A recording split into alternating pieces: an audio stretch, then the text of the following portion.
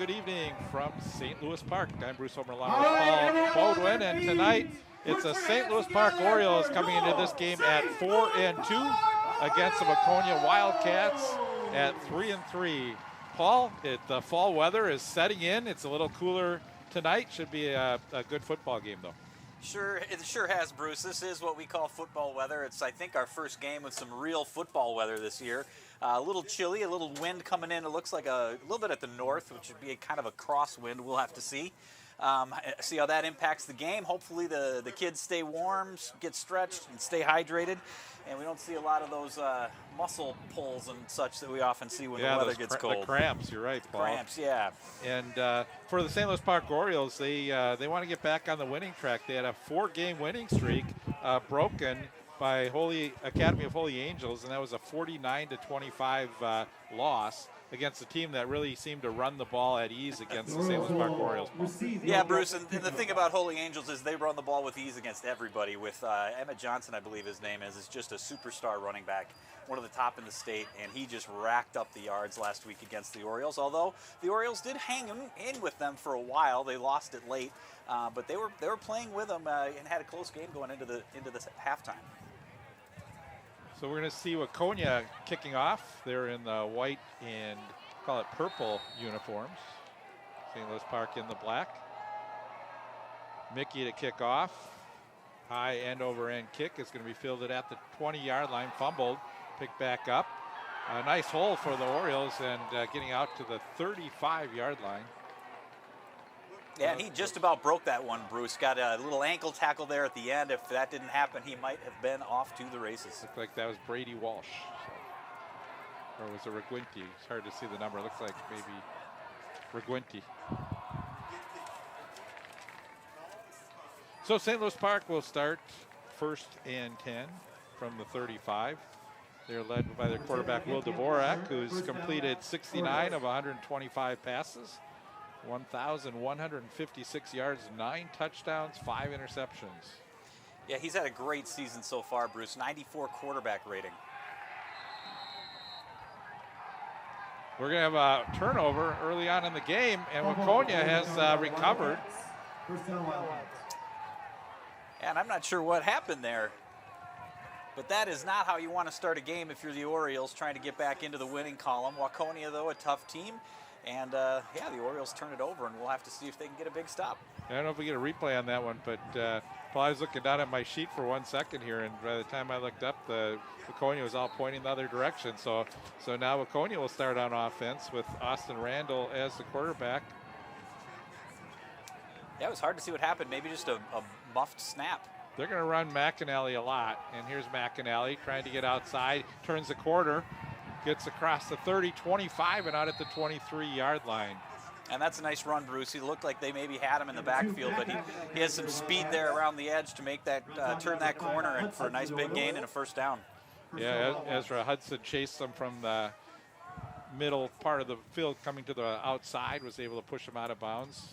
But a nice gain by Waconia and a first down. That's, again, what the Orioles are going to have to be able to stop that run. That's just a pitch run around the end. And the running game is certainly something they'd like to key in on today to maybe just improve from last week. Yeah, McAnally averages 5.6 yards per carry. Owen Omrin. He picks up a couple. Waconia running the ball well so far. And they're a run-heavy team, so they're going to keep pounding it as much as they can. Yeah, and Omrin hasn't really carried the ball much this season. It's been mostly McAnally, who's, like I said, has carried it for 143 times, 794 yards.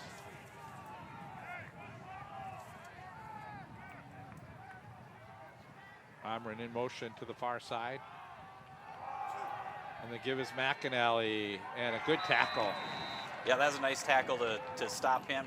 He looked like he was going to maybe turn the corner and head upfield, but yeah, nice strong tackle. Yeah, Henry Bendrickson was a player for the Orioles making the tackle. So. Big third down play here, Bruce. It is really just set the tone of the game here. The Orioles would love to be able to make a stop and atone from that fumble that they had earlier.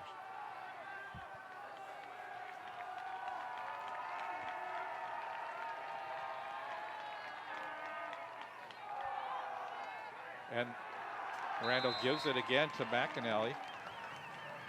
Yeah, another nice tackle. Looks like they're slowing them down a little bit. 4th down, we'll see what they do. So you can see when you have a team that is very run-oriented, they have these 3rd down and longs, and really they decided to run the football. That was really what they're so good at, and they decided to run instead of pass the football. Now they're in a 4th down situation, and this is a passing opportunity here, but they're going to go for it. Yep. And depending on your kicker, those are 2-down situations when you're 3rd and long in this territory. Auburn, Copy, and Simonson in the backfield. Complete, so the Orioles will get the ball back. So really a break for St. Louis Park as they come up big defensively. And you see the pass out in the flat was just in front of the running back, McAnally. Yeah, 9:47 left to play in the first quarter, so how about we just start over? Right. And we got a 9-minute and 47-second first quarter. It's Park's ball on the 20-yard line. We'll just pretend a touchback happened, Right. and off we go. And the key phrase, no harm done, right, Right. On the turnover. Yep. So. Makes it a lot easier to be a goldfish and forget what you did. So Dvorak again, and this is the give to Deontay Ross. He has an opening. Deontay just gets tripped up at the 31. He fumbles again. Oh, no. And they're going to call him down. So fortunately for the Orioles. Yeah, let's take a look at this one. Ross has had a great season, finds the hole, gets some good blocking, holding the ball a little loose, and Yep. he's down. That was a good call. The ground caused the fumble on that play, and so a good call by the officials. And he's had just a wonderful breakout season running the ball. Fortunate for the Orioles, they didn't have 2 plays, 2 fumbles. So. And the give is to Ross. And he's stacked up right at the line of scrimmage, maybe a loss of a yard. He didn't quite have the blocking that he did in the previous run there. Not a whole lot he could do. Nice defensive play by Waconia.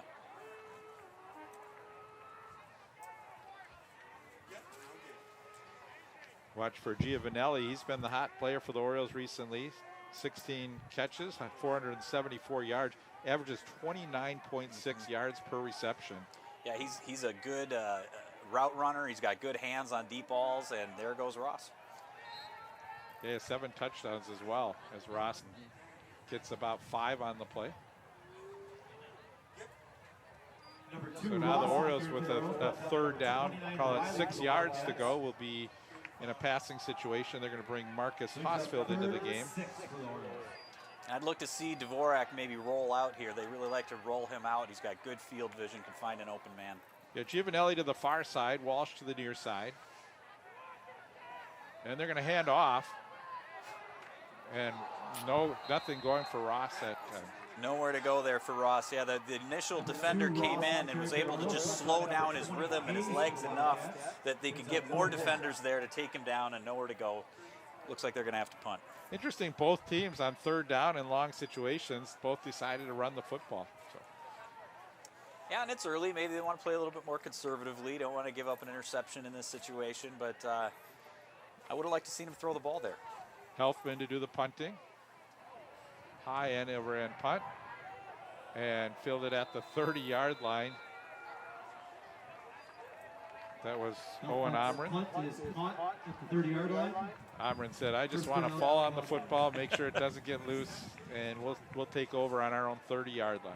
And this really is the first kind of cold night we've had in this entire season, so I wonder if that's impacting some things too. The players have been playing with a warm football all year, and it's a little chilly tonight. The ball gets a little more slippery and harder to handle, so that might be factoring into a heavy run game early.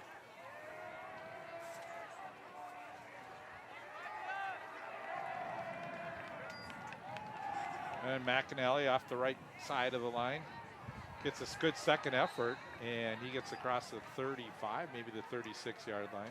That was a nice strong run by McAnally, just powering his way through, carrying defenders with him for 3-4 yards. Brings up 2nd down. This, he's got at least 3 to 4 guys that were on him at one point. And he kept powering forward. It's a great run.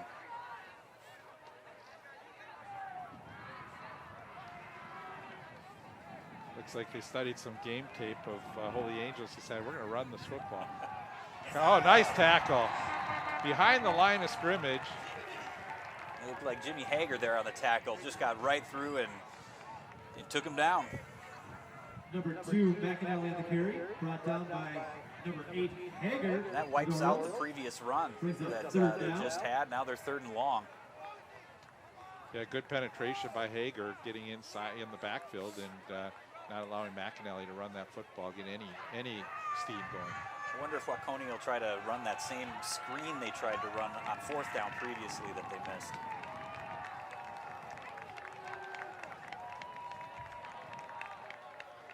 Back to pass, thrown over the middle. It's complete. Amrin. Now that was a nice pass. He had some defenders around him, but he just threw it right where it needed to be, in stride. And that'll be a 1st down for the Wildcats. Yeah, good call, Paul. It was really tight coverage, as you can see, and he threaded the needle, threw it in a great spot. So they mark it at the 48-yard line. And that's our first completed pass of the day. 5:58 to play in the 1st quarter. Probably get some more runs now. We do, McAnally. He is just such a strong runner, Bruce. The way he just pulls guys with him like a train. Run down by number 38, Bennington for the Orioles. 2nd down. Yeah, Waconia coming off a 27-0 loss against Chanhassen, but prior to that, they put up 34 against Bloomington Jefferson in a 34-3 victory. Yeah, and there's no shame in a loss to Chanhassen. They're always a pretty strong team. So they're looking to get back in the win column this week as well. Read option, Randall explores the field. Now he's going to keep it himself, and he gets stacked up right behind the line of scrimmage. He was hit hard. That was really good defense on the part of the Orioles there. Looked like maybe it was Helfman on the tackle.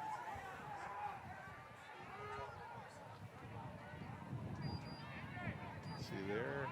Number 3, Randall on the keeper. They just won't show us the jersey number. 3rd and long. I'd look to see the little throw into the flat like we did before. That worked well. Back to pass, There and it throw it is. over the middle. And Amrin has it tipped up, and the Orioles have the football. Wow. A little razzle dazzle. And that's a big play that I think Park was looking for it. Same play as before on 3rd and long. And he made the pass, but it looked like he got hit right away. Really good defense. The ball pops up and Park catches it. Number 3, Randall's pass is Yeah, he was Oh, he did bobbling bobble it. it, yep. Yeah, he was bobbling it. 15, Helfman. And Helfman, 1st down, Orioles. And he's just not giving up and laterals it. well, Helfman leads the team in tackles with 52, and that was a nice job. He's in the right place at the right time. That's a so big Orioles break. with great field position at the 49-yard line. And Deontay's Ross gets the carry. And you can see it's all Deontay's pulling Number 2, the Ross. defenders for a couple of yards. Yeah, he wasn't just carrying the ball there. He was carrying Wildcats. Down by number 6, Euler for the Wildcats. 2nd down. So a little juice here in the Park Orioles players now with a big turnover. And see if they can maybe take a shot. See if the line gives Dvorak a little bit of time to throw here. Dvorak likes to look for Giovanelli deep. We haven't seen Will take the ball. He's got some pressure, steps into the pocket. He's got time, he throws, and it's dropped. Yeah. And that was a really nice pickup on the part of Deontay Ross with the blitz coming in, and he saw the pressure coming and got in there just enough so that Dvorak could scoot away, and he makes a nice throw. Yeah, that's Ben Farley, and it just through his fingers. Just right through his fingers. Wants that one back. Sure does. 3rd and 7. We'll see if they keep throwing the ball. I think they should. 3rd possession for the Orioles here. Still 3:34 to go in the 1st quarter. Best field position they've had. Back to pass, thrown, complete, but going to be just short of the 1st down, I think. I don't think they're going to give them forward. progress here. Depends on where they spot it, but yeah, it looked like he might have been a little short. I think you can go for it here.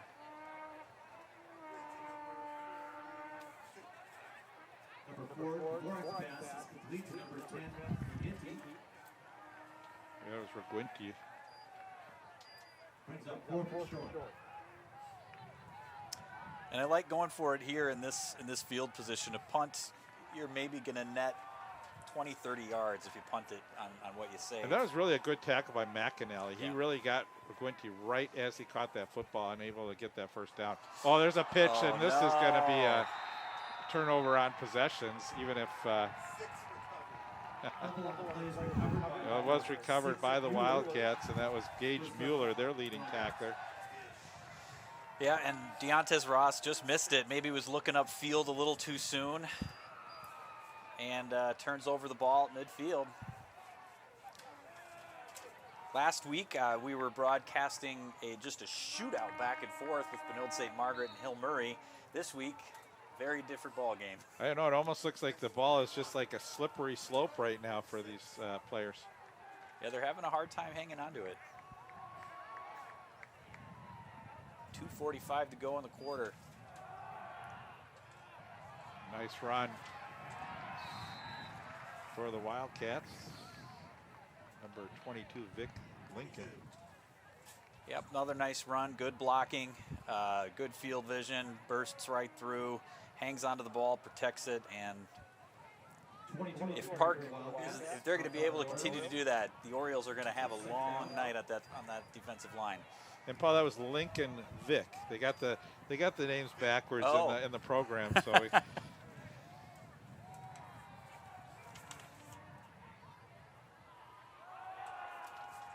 another handoff off the right tackle, and first down for Waconia. Back to McAnally that time. to McAnally on the carry for Wildcats first down. Really a good job by this offensive line. Yeah, they're creating space, making it real, not easy for the running backs, but making their job easier.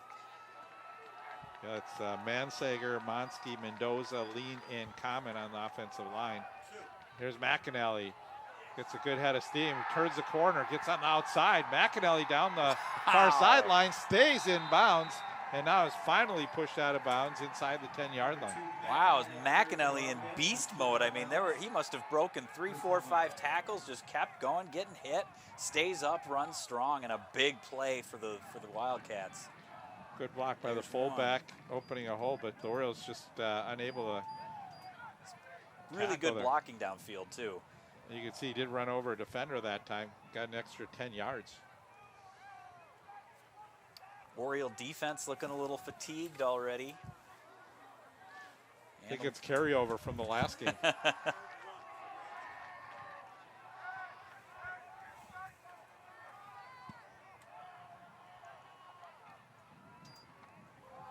Here's McAnally, gets down to the 1. Number 2, McAnally on the carry. And they're just going to keep pounding the ball, and if they just keep this up, like I said, it's going to be a long night for the Orioles. Second and goal, Wildcats. The advantage the Orioles have, though, is they have big playability through the passing game, and if they can just get up the way this Waconia team is playing, it's going to take them a long time to score every time they score, and sometimes you just run out of time. Try to be positive. I like that, Paul. It's McAnally again. Yeah, McAnally out of the Wildcat formation. Number 2, McAnally on the carry is brought down by the Orioles. Third and goal. Good defense by the Orioles. Actually, maybe a loss of a yard on that play. We'll see if they can stuff them up here. The Wildcats certainly in 4-down territory.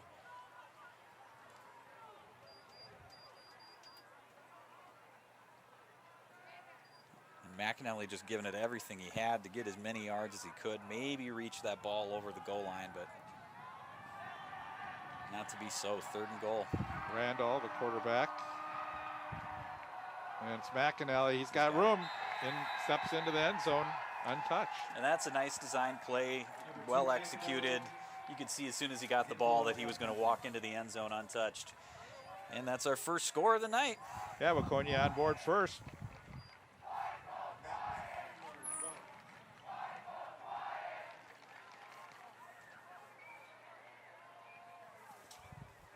Just the right blocking there.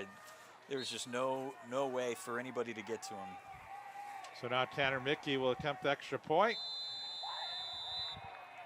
And the kick is up and good. Wildcats extra point is good. 7 seconds left in the first quarter here. Yeah, it's been sort of a strange game for the Orioles so far in this first quarter. They've turned the ball over a couple times, and they were able to get the second one back, but put the ball on the ground. And then they just they actually have had 3 turnovers they could have had 3 turnovers in the game because that fourth down play on that pitch was a fumble as well. So yeah, I think the Orioles just need to hang on to the football and give themselves a chance to march down the field. Yeah, they look a little out of sync and a little scattered. I would hate to think it's, a hangover from last week's game, but they just got to calm down and play their game. This is a good football team, a good offense. They just need to get into that rhythm that they've had all year of a nice mix of runs and rolling Dvorak out, throwing the ball deep, throwing it in the flat. I mean, they mix it up really well, and they seem to be a little bit one-dimensional today. Reguinti and Walsh back to receive the kick. Reguinti takes it at the 14, looks for a block, cuts up the middle. Oh, good tackle. Nice tackle. Just wrapped him up and pulled him right down. Park will take over at the 25, and they really need a good, steady drive here. Sam Gessinger with a great special teams tackle on that play. Reguinti looked like he had a little hole had a little opening, and Gessinger just did a great job. So 4th chance for the Orioles. Last play here of the quarter, 2.5 seconds remaining. Dvorak back to pass. He's got time. Now he's he looks to tuck it down. We got a penalty. Could be holding on the Orioles. As the catch is made, this could come back though. And a touchdown for St. Louis Park, but we do have a flag, and Dvorak looks like he knows it. Yeah, Giovanelli with the catch. It was a nice catch by Giovanelli, but a hold against St. Louis Park to bring this one back. And that could happen. It looked like it was a little bit of a broken play, and Will Dvorak doing the improvisation that he does so well. And when that happens, it can sometimes throw the blockers off sync a little bit, and you see a hold there often, and that's what happened here. And you can see right there, yeah, the pull on 55. But I like that this is what they're doing. This is what Park needs to keep doing today. This is their game they've been playing all year. So put that hold behind you and let's do it again. Giovanelli with a great job going over Simonson's head, and what a great catch by Giovanelli, able to still come down with it, and that ends our first quarter. Yeah, Giovanelli's been doing that all year. He's just has really good hands on the deep ball. He catches it almost every time, and he's got good speed. Yeah, so unfortunate for St. Louis Park, because actually it was a great throw, and Dvorak did a great job to scramble and buy himself some time to be able to throw that football, and made a great throw down the far sideline, and Giovanelli with, again, that great catch over Simonson. And Simonson had good coverage on the play. Yeah, he did, and it was also a good call on the ref. I mean, if you don't get the pull on that defender, he might get to Dvorak, so it was the right call. But that is the game that Park has to keep playing tonight, because that's their game. That's how they won those 4 games in a row in the middle of the season. And with the turnovers that the Orioles have had, they're very fortunate, really, that this game is just a 7-0 football game. They're still in this game, have an opportunity now if they can march the ball down the field. They're right in this game, and again, they're going to have to be able to stop the run, Paul. So far early in the season, they did a really good job against some decent running backs, and so I think they'll get it together here. Yeah, and they have to remember the last week they really did go up against what many are saying is the best running back in the state. But if they don't stop the run, the other thing that Park can do is out-throw the run on offense, if that makes sense. And that may be the game that they have to play.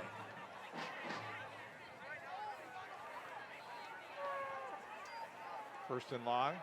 Dvorak, he rolls to the far side, has pressure, lets it go downfield, and it's going to be incomplete. Basically threw that one away. Number 4, Dvorak's pass. Yeah, Dvorak looking for a late hit on that play, and he did the right thing. He just threw it away. I have said all season that he has great field vision, makes really good decisions in those situations, and the same is true there. He just threw the ball away to avoid the sack and wanted a late hit. Let's see if he had cause.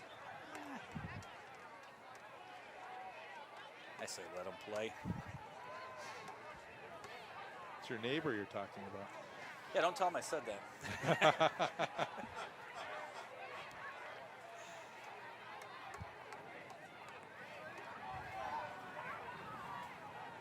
You may get a knock on your door. It's a 2nd and long. Dvorak, he rolls again to the far side, looking downfield, throws.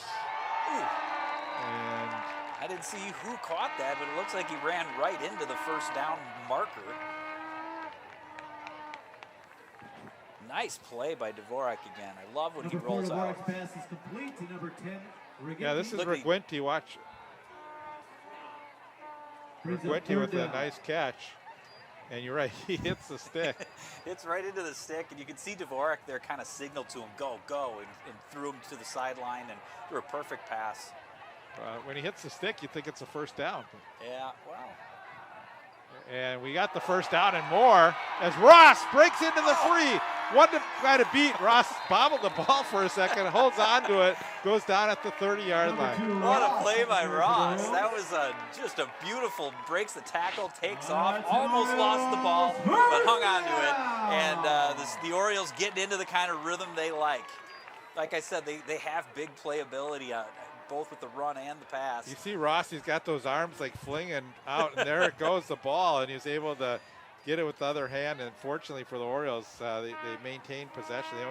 They can't afford any more turnovers in this football game. That's exactly right. That was a close one. But the Orioles have it going now, and they need to just hang on to this ball and keep playing that game, and they're going to be just fine. Oppegard with the carry. Hits a brick wall. Gets maybe a couple. Yeah, got to give Ross a little breather on that play. Oppegard comes in and nowhere to go. Yeah, it's plugged up. Yeah, looks like number 46 there, Calvin Larson.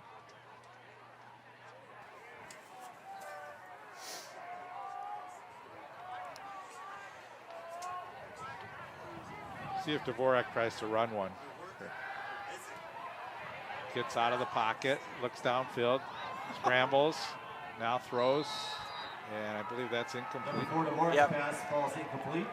And the Wildcats have had a good pass rush in this game. I mean, they're getting back there and getting at Dvorak and forcing him to improvise, which he does well. This one just a tough throw, having to jump up over the defender and couldn't quite get it there.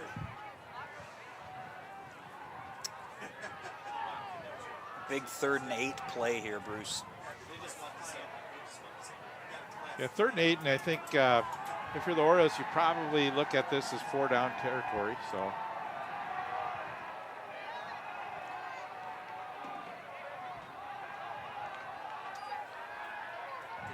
Dvorak, he had time to run. Now he gets hit from behind, fumbles the football. Coming back the other way for the Wildcats. And they get out to the 43-yard line. So another turnover by the Orioles. Yeah, and that's a bad fumble right there. Yeah, that's it just looked like it got knocked out of his hands, and big Toledo. But McAnally's just done such a great job on both sides of the ball, but great scoop by Toledo. And finally brought out by Zach Johnson. And the Orioles are going to have to make a big stop here with 10 to play in the first half. You don't want to get down by too many.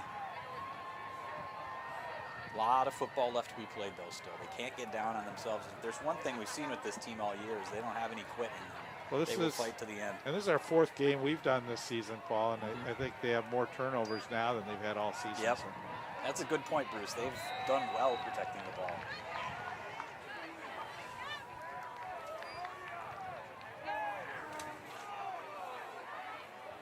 Waconia mixing it up with a little Here's throw Tony to the Cruz. sideline. Cruz made a nice tackle there.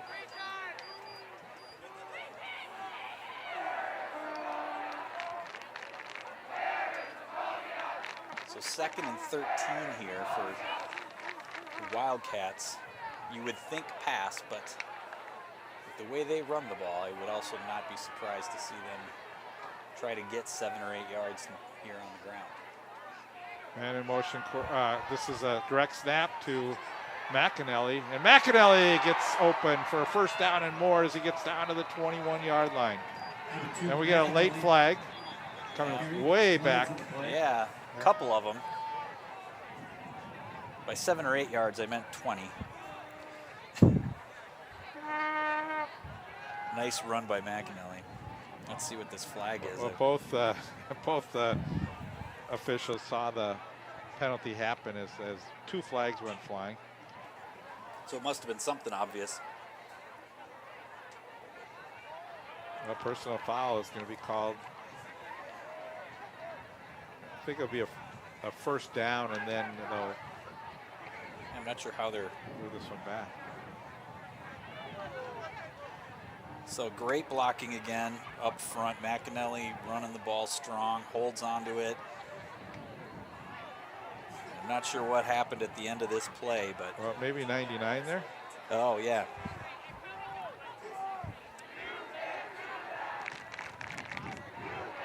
So that's a big break, really, for the Orioles, because it makes a huge gain a lot less. They still get the first down, though. There's a personal foul on the Wildcats after the play, so it's still a first down Wildcats. Yes, they bring it back to the 38-yard line. 9 minutes, 10 seconds remaining here in the second quarter. 7-0 Wildcats lead. They have the football. McAnally. It's a direct snap to the running back. So. Oh, why not? He's a strong runner, and I got to give kudos to this Wildcats offensive line. They are just blocking so well up front, creating lots of room. You can just see the space that's created. And with the quickness and the strength of McAnally, he's going to pick up 7, 8, 10, 15 yards.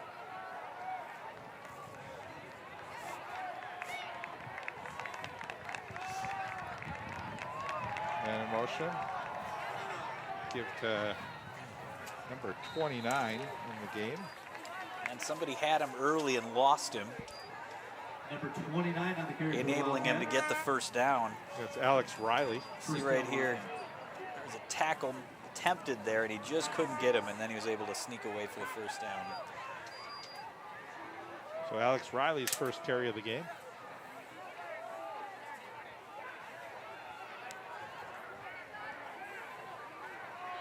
So here they're going to do a direct snap to McAnally again. Fakes to Riley, takes it himself.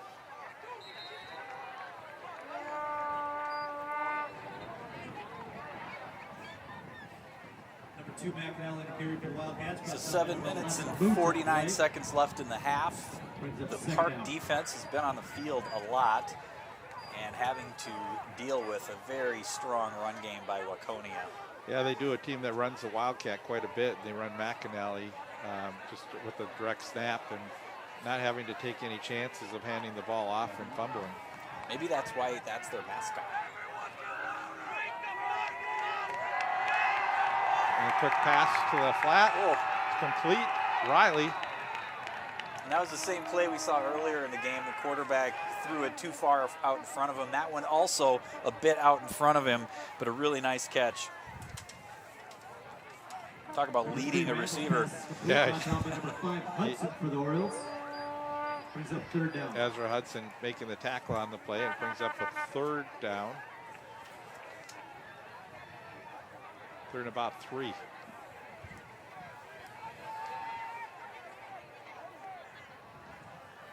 Let's see if this Oriole defensive line can make a stop. Again, we got McAnally taking the direct snap, and he's got room. But the Orioles converge quickly. Yeah, that was a nice play. It looks like he's short of the first down. Number 2, They'll go for it here, but tripped up by number 15, Helfman on the play. 4th down. but a nice tackle, not getting deked there, and kind of flipped him right over. Yeah, good job by Orioles' Zach Helfman, number 15. Randall back in the game. At least I think that was Randall. Maybe not. Nope. Thought I saw number 3. Oh, he is in Randall there. is in He there is now. there, yeah. He's got Riley. Handoff. McAnally. Look at Look that at the push.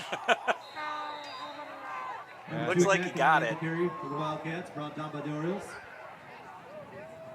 It's reminiscent of like first grade soccer when you just see a ball of people moving slowly. But look at him just push this defensive line. It's like rugby.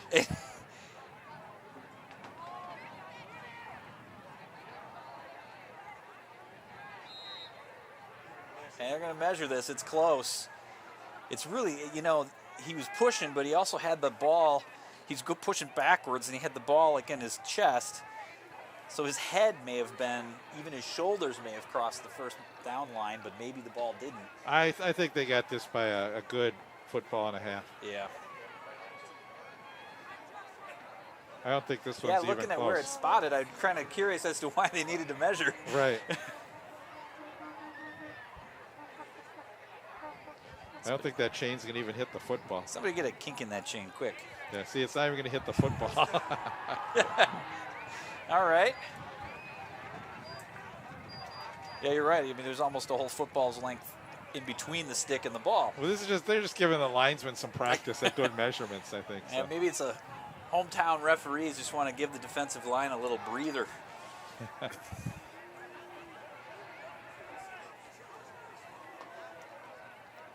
5:40 to go in the half. Park looking to somehow stop this running machine of the Waconia Wildcats. Not only that, it takes a lot of time off the clock. So we're down to 5 minutes and 35 seconds left to go in the first half. McAnally with Riley in the backfield. Out of the Wildcat. And they give us to Riley. Riley is in the end zone for a touchdown. Number 29, Riley.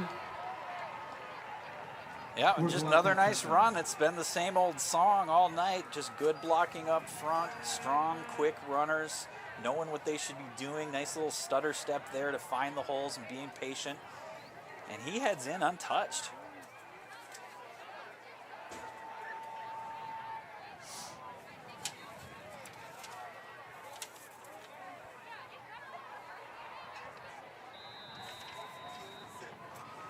And that'll do it. It's 14-0. Yeah, Mickey with the extra point makes it 14-0. And 5:11 to go in the half. it's been all Wildcats here. See if Park can hold one together. They look a little lifeless and defeated on the sideline, and they need to get that out of their heads. There's a lot of football left to be played, only down 2 scores. Right, they need to get a big play here, get the crowd riled up, get some emotion going here, and I think, and all of a sudden you find yourself that you're only 14 down, you get a touchdown, you're down by 7, and go into the locker room, and you'd be feeling pretty good. Yep. And that's what the attitude they need to have. They just need to protect the ball because they've been real sloppy protecting the ball today, and that's really what's been hurting them.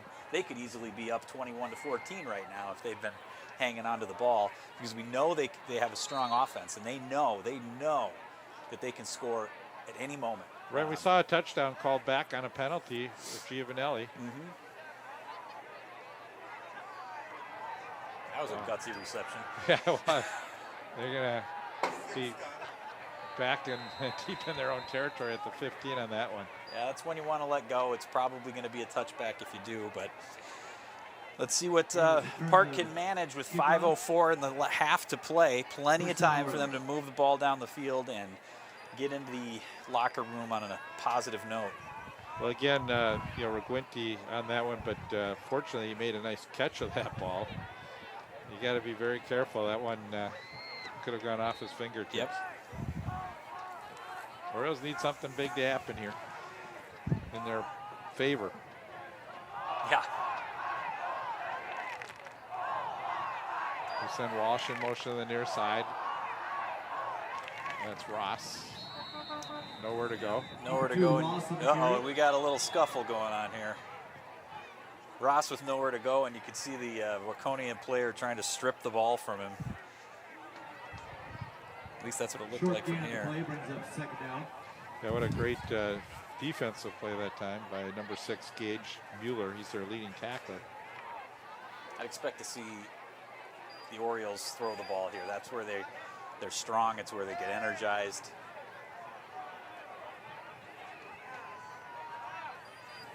Keeper. Said they're going to keep quarterback and again stacked up at about the 20-yard line. Wildcats have just owned both sides of the line. Brings up third down.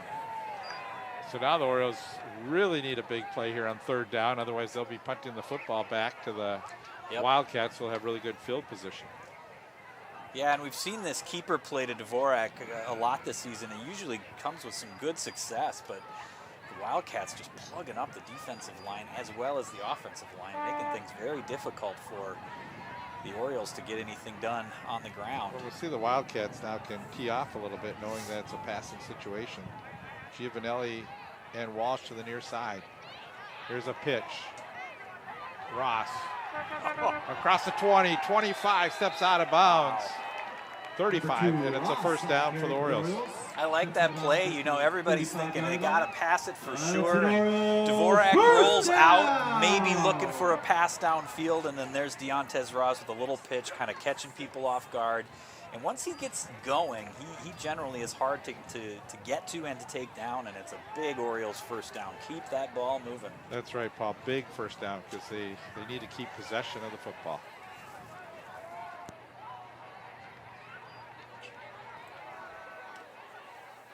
Once again, they give to Ross. Number 2, Ross on the carry. I'd like to see the Orioles mix it up a little bit and throw on first down. Yeah. When they don't have the pressure on them. Yep, although I think they also are playing a little bit of a clock game here. They want to make sure that they get in the end zone and the Wildcats don't get the ball back this half.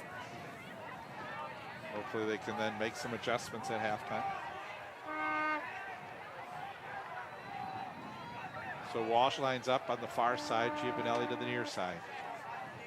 Back to pass, good block, thrown across the middle, it's complete. Gain of about 6. That's a nice play, good gain. It's going to be 3rd and short now. And the other thing you have to remember here is as well as Waconia has run the ball in this first half, they've only scored 2 touchdowns. And so it's really, the Park offense just really has to get going. That's been their strength all season. They've just got to get going and protect the ball. And they're protecting the ball well on this drive so far, which I probably just jinxed. Third down, 2 yards to go.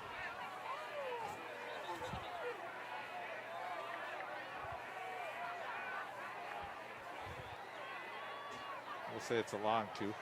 Back to pass. Dvorak. Now he looks to run. Throws it. Oh, he had the receiver open and unable to catch at that time was Marcus Hosfield. Yeah, and that was a good look by Dvorak. A tough ball to catch, but catchable. And he could have been gone. There wasn't anybody on the other side. Yeah, Will was going to run it here and saw he was not going to get that first down. Then at the last second, he saw his receiver there. And again, so close to being a long gain for the Orioles. Number 15, helping it back to punt. And they got a punt here. They don't want to give up the ball at this spot. You're hoping for a big punt, and they're going to have to stop him with 2:10 to play in the half. High punt. It's going to take a bounce and go out of bounds inside the 30. That's a good punt in that situation. Nice little Oriole bounce. There's 2 minutes and 2 seconds left to play in the half. And one of the problems with a run game like Waconia is there's not a lot of really big plays. And it takes them 4 or 5 minutes to march the ball down the field. So hopefully, if they can't stop them on downs, hopefully the Orioles can stop them in the clock. Again, though, so far in this game, we've seen a couple good throws by Austin Randall, and we'll see if they elect to try and put the ball up in the air. I think we'll probably see McAnally most of the time here. Clock does stop on a first down.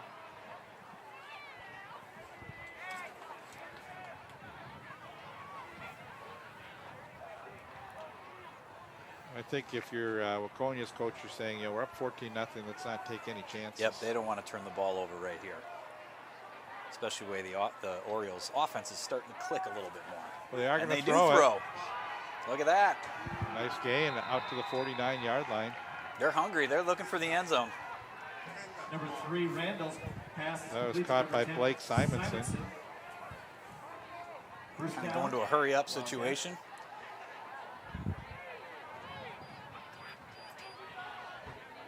Minute 50 left in the half. You're going to throw They're again. throwing it again, and ooh.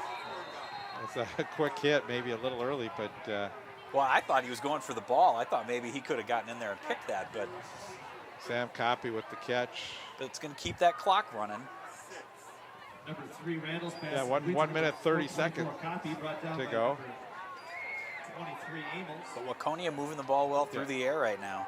This is McAnally trying to get lunge for the first down. He gets Number it. 2, McAnally on the carry. 3 timeouts Brought left down by number 15. for the Wildcats, so First down, they're in Wildcats. good situation here. They sure are. I thought they would have used one right there, and they do. Timeout, Laconia. That's a interesting clock management to wait a good 7 to 10 seconds before calling the timeout. Well, I think the clock stopped for Oh, it did. momentarily on the Yep. first down, and then as they got set up, they decided That to call is the correct. timeout. I always forget about that little nuance in college and high school football.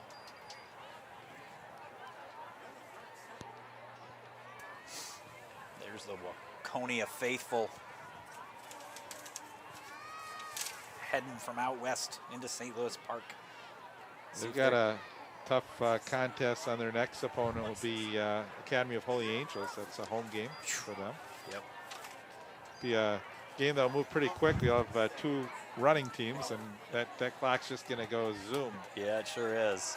And they will have their hands full with the Holy Angels superstar running back. There's the Oriole faithful.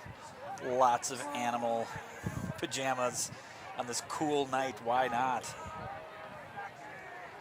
I've been impressed with the turnout that St. Louis Park has had, especially the student section that they've had so far this season. They've really come out and supported this football team, and great to see. I mean, back in the, when I was at St. Louis Park back in 1979, we had pretty big crowds as well too. So.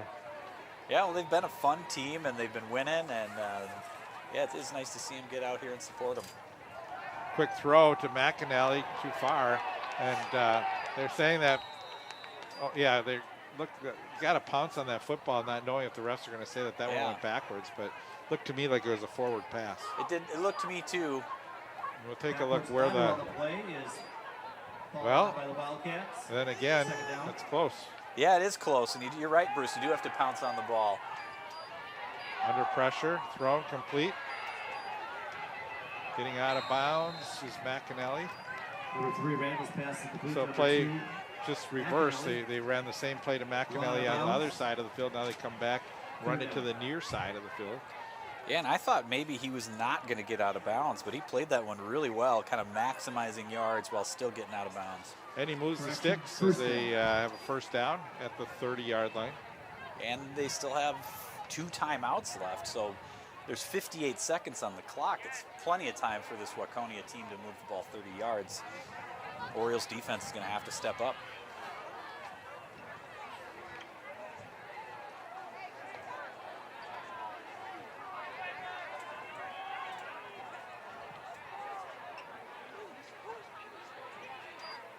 Randall, he throws, complete. Look at this. Well, it takes time off the clock at least. Yeah. 47 seconds left. Clock is moving. Nothing like a 10-second tackle. Brought down by the A Orioles. little surprised they didn't call a timeout. I'm really there. surprised they're not calling a timeout here. They just let a good 10 to 15 seconds tick away. More than that. McAnally. And if they can stop him, Which they do. they're going to force a timeout. Yeah, 22 seconds, and Number we're 2, going to get a McAnally on the timeout. carry. And that whole scenario there First down, queued up a Wildcats. good 20 to 30 seconds in it.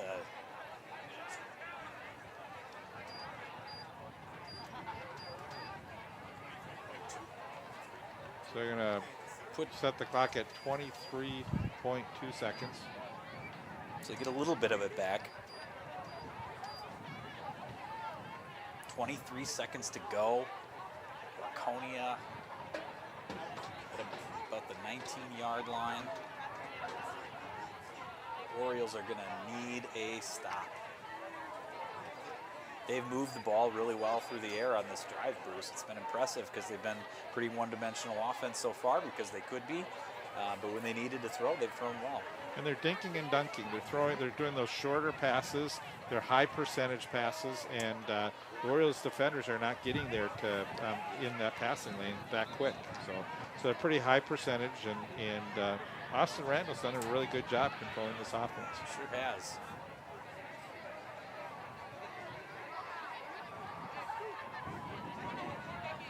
There are a couple of those passes, though, that there wasn't a whole lot on them, and to me it looked like could have just gotten one more quick step. It could have been a pick six. Not going to get any easier for St. Louis Park because they played Chaska in their final game of the season. Need to somehow come up with a couple big plays in this game and get back in this football game. Back to pass. Still plenty of time to throw. Now some pressure, stepping into the pocket. Hopefully we don't have a clothesline there. And yeah, it looked a little bit like a horse collar perhaps, but no. And that's a big tackle. Right, it gets the clock now goes down to 12 seconds. And Paul, as you mentioned, you know, when you're a run-oriented team, now you're forced to pass the football in 12 seconds. We're gonna have to put the ball up in the air. Yep, that was a nice tackle. Maybe could have called a horse collar on it, but way to hang on to him and get him and tackle him for a loss, really, and keep the clock ticking, force a timeout. And if you're the Orioles coaches right now, you have to make sure the players know, okay, the first down marker is at the 9-yard line. If we can stop them at the 10, 12, 13-yard line, the clock's going to run down. There's 12 seconds to go. Let's protect the end, or 13 seconds to go. Protect the end zone. Let's make them run the clock out here. Yep, that's exactly what they need to do. I'd like to see a little bit more of a pass rush, too, to maybe force an errant thrown ball. Or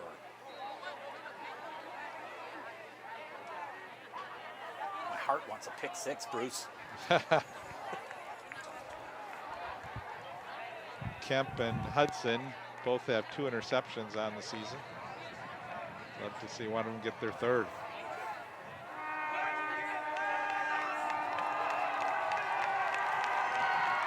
McAnally in the backfield, back to pass.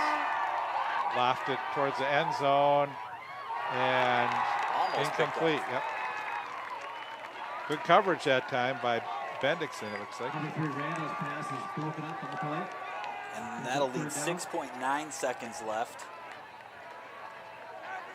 Oh, yeah, that was a little bit of some contact there. Almost could have been offensive pass interference. That's Tony Cruz, though. He had the good defense on the play.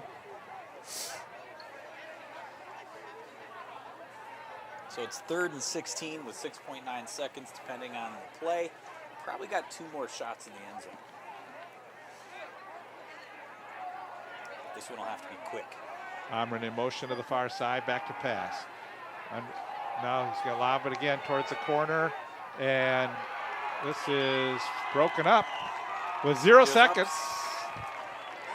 And there you have it. That's exactly what they needed to do. Like like we said, if you're a run team and you need to score quickly, it can be complicated. But just a well-defended play.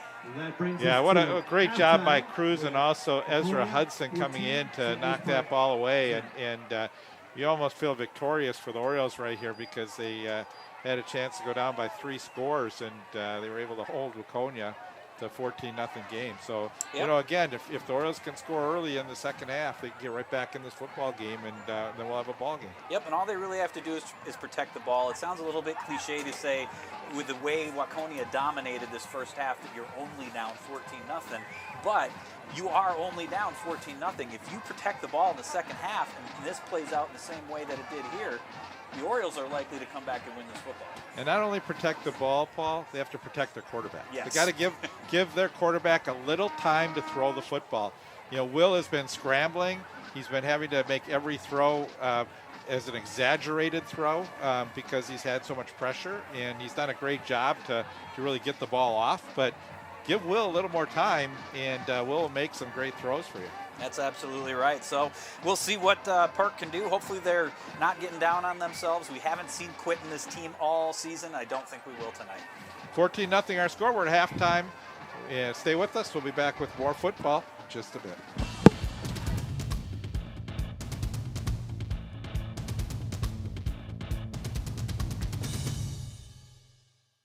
Millions plan for retirement online. Estimate your future benefits, apply for retirement, and manage your benefits all from the comfort of your home. And give yourself the freedom to do what you want offline. Social Security's online services help put you in control with secure access to your information anytime, anywhere, allowing you to spend more time with family, friends, or simply just enjoying the day. Social Security, securing today and tomorrow. See what you can do online at socialsecurity.gov. Produced at U.S. taxpayer expense. 14-0 our score. Bruce Oberlin along with Paul Beaudoin, and Waconia leads this game on a 2-yard touchdown run by McAnally to make it 6-0. The kick was good. Waconia with a 7-0 lead at that time, and then Waconia got a 16-yard run by Riley. Mickey's kick was good. 14-0 is where we stand. St. Louis Park with some turnovers in the first half. They got to button down and be able to stop the run a little bit, Paul, and I think hopefully we can get back in this football game as they get ready to kick off. Kick is going to be fielded inside the 5-yard line. But a strong run. Yeah, a strong run to get out to the 40. Yeah, Nick Kent, has been able to kick the ball into the end zone a lot this season, but not there, and a nice return for Waconia. Here we go. The Orioles really would like to make a stop here.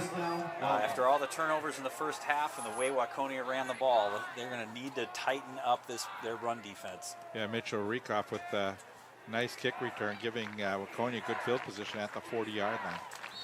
So they're again going to have Randall as the quarterback, McAnally the running back. Give to McAnally. And they plug him up. I mean, still got 2-3 yards, but they're going to need to continue to slow him down. Yeah, and again, the key for the Orioles is they have to really force Waconia into those third down situations and see if they can get a stop, make them throw the football. Yeah, and Waconia also having some success throwing the ball, but not like they have running the ball. And so, yeah, they need to get him to some third and longs.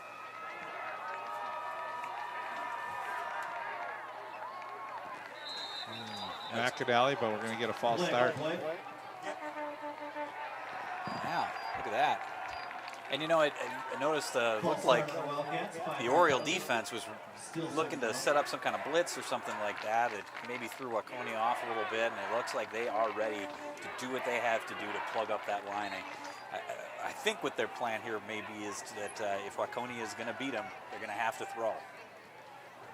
Well, not many penalties in the first half of the game, and we haven't seen too many on Waconia. I know they had a holding call, but they were able to overcome that and get the first down.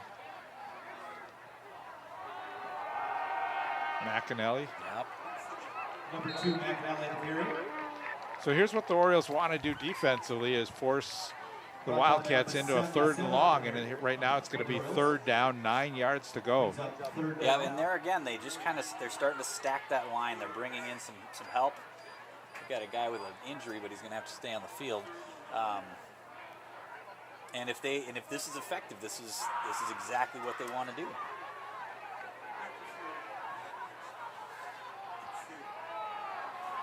Simonson and Amrin on the far side. And we got another flag.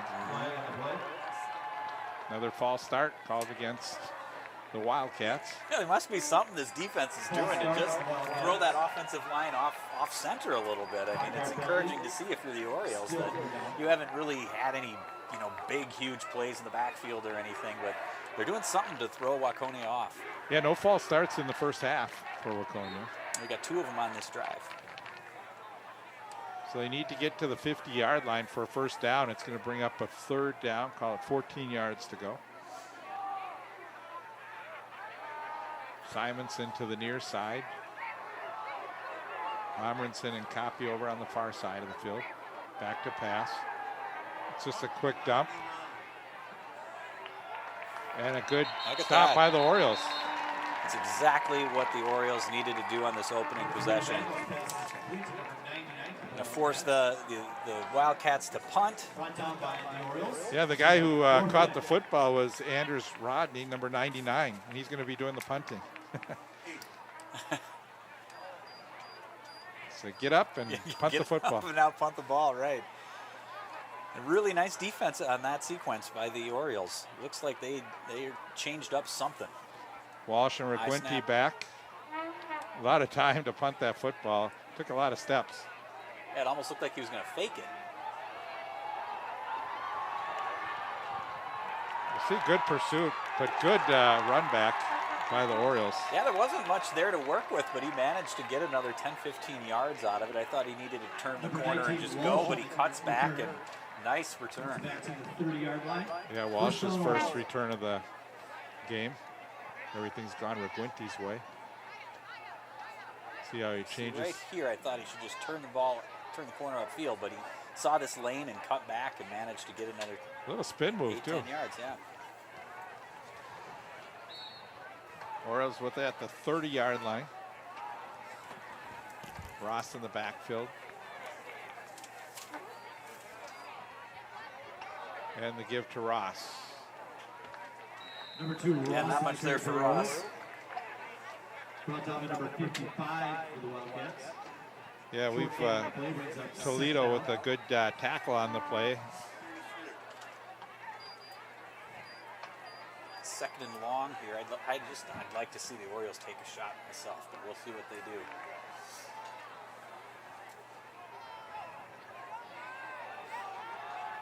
Giovanelli lines up on the near side, Walsh on the far side. And the give is to Ross. And we're going to get a face mask maybe. Yep. Number 2, Ross in the carry. So Ross was fighting for the extra yards, and looks like someone got a hand on the face mask, and I think we're going to get the call. Going Orioles, going for the Orioles. So there it is. And that'll be a first down for the Orioles. So big first half so far. Second half for the Orioles as they come out strong on defense and throw off Waconia's offense a little bit with 2 false start penalties. Now a face mask penalty, and the flags have been flying against Waconia in this first half to benefit the Orioles and keep the ball moving. And Orioles across midfield now with the ball marked at the 47-yard line. Back to pass. Quick throw is complete. It's Arteaga. Number 4, Naboric's pass is complete. I like that play there, going with a pass, just kind of out in the flat and on first down, see what you can pick up. Now we're looking at about second and 5 or so instead of second and 8 or 9. Yeah, and you need to keep them honest a little bit. So you gotta mix up the runs with the passes, and that's what the Orioles did that time. High percentage pass for Will, able to get that throw off without too much pressure. And that's where they've found success all year, is doing exactly as you said, mixing it up. Vorak rolls to the near side. He throws over Hosfield's hands. Just a little bit too much mustard on that one for him to get it. Complete to number 17. And very catchable ball, though. He should have had that one.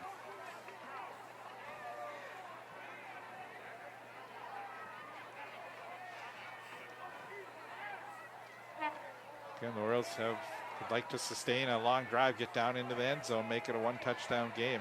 We got Giovanni lining up here to the near side. Ross in the backfield, and the give is to Ross.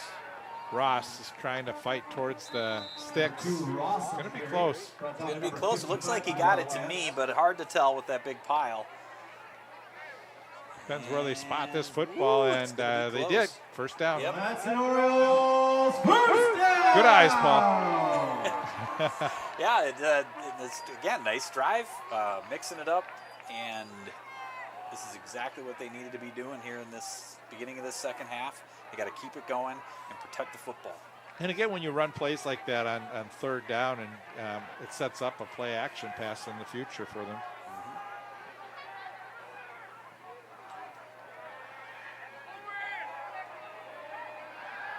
Rolling, Dvorak throws downfield. He's got Giovanelli, turns and just can't hold on to it. Couldn't hold on to it. It looked like he got a foot in, but he just couldn't hang on to it. Well defended, great throw, and almost a great catch. Well, you love how Giovanelli goes up against defenders, and anytime you can put the ball his direction, he's got a chance to catch this football. Yep. Yeah, he really does get up there. Right oh, and that foot wasn't down anyway, even if it would have been out of bounds. But there was good coverage on the play. Very good coverage on the play, but I like that play call. Yeah, you see Amrin was there.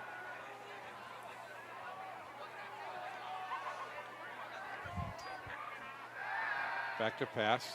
Throws over the middle. Had the player, but it's too high. Ooh, that was close. I was almost picked off. Just threw it right over him. I think Dvorak's going to have to calm down a little bit. He's throwing the ball a little high and a little hard on those throws across the middle. Well, one of the things, too, is you can see these defenders are pretty tall, too, and I think he's having to throw over the defender, which may be one of the reasons that making sure that pass doesn't get see how you see that one defender go up in the air there. Yep. Yeah, you're right, Bruce. And also, additionally, they do have some tall defenders. Will Dvorak is also a little bit shorter than most quarterbacks. Third down long for the Orioles. Oof. And Dvorak, he breaks one tackle. Oh, no. And now he fumbles the football, and this can be recovered by the Wildcats. Another turnover, but it's going to be Wildcat ball at the Oriole 40-yard line. You know, and like you said, Bruce, that they need to give the quarterback time, and on that one he had no time at all, and he almost made a little bit of something out of nothing, but then he just couldn't hang on to the ball. Yeah, really great pressure up front by Calvin Larson to really throw that play off, and hard hit. And then again, we've said Toledo, we've called his name quite a bit, and he's the one who knocked that football out. Yeah, he wasn't even trying to tackle the quarterback. He was just trying to knock the ball out and did, and there we go, another turnover. And the Wildcats with a short field. Riley gets the carry. 29 Riley on the carry for the Wildcats, brought down by the Orioles. Brings up second down. So good tackle made by Dunlap and Bendrickson. Gain of a couple. So the defense now is going to be forced to the task here to see if they can stop the Wildcats and keep this a two-score game.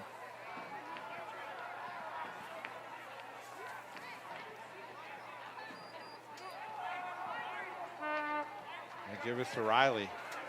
And some good blocking up front again. Finds his way, chomps right through, takes the space when he has it. Great blocking. Yep. So a couple players getting pulled down. So third down and a couple. Third and 2 to go with 5:35 in the third quarter. The Wildcats have been able to hold on to the football. They have not turned it over running the football. They've been pretty good about this. Here's McAnally. He's going to run it. Oh, he's going to hand off to Riley. And Riley breaks one tackle, gets down inside the 10, down to the 6. Great blocking on the part of the Waconia offensive line, creating part of the Red Sea, basically, as they just keep pounding this ball down their throats. Yeah, and I think what's happening now is this defense just getting pushed around and getting tired. A lot of times you see these teams that can run the football when your offensive line is dominating. As the game wears on, just seems easier and easier to get those runs. You look at a player like Derrick Henry and you see how many of his yards come in the third and fourth quarters. Yep, that's exactly right. They just wear you down. Riley giving him the opportunity, which is pretty interesting because we saw McAnally pretty much get most of the carries in the first half, and now they're really giving Riley the chance to run the football a little bit more. Yeah, and you don't know if that's a function of, hey, we're running the ball well, let's let this other kid get a shot, or is there something going on with McAnally? Is there a little bit of an injury maybe, or he's out on the field? Yeah, and he's actually playing from the Wildcat position, so he's taking the snaps from the quarterback position, basically. Now they bring in their quarterback, Randall. And they give us to McAnally, who finds the opening in the end zone, but we got a penalty. It could be a hold. Yeah, this one could come back. I thought he had the end zone. A nice tackle there to keep him out of the end zone. Let's see what the penalty is. We got a holding call. Wildcats. So that'll move him back.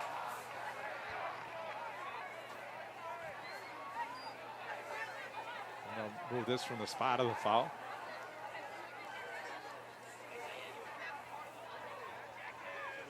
Ten-yard penalty, repeat second down. So they move it back to the 15-yard line. Royals hoping they can turn that break into a stop. Yeah, so it's 2nd and 15 now with the ball on the 15-yard line. 4 minutes remaining in the third quarter. 14-0 in favor of the Wildcats. They need to minimize a gain here. McAnally gets ahead of steam, gets through the defense, and he dives into the end zone for a touchdown.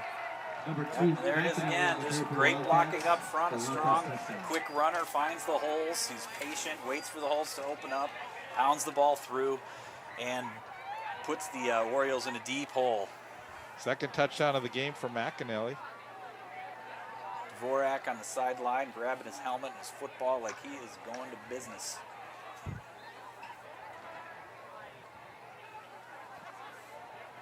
Mickey 2 for 2 so far in the game in extra points. This one is up. It's good.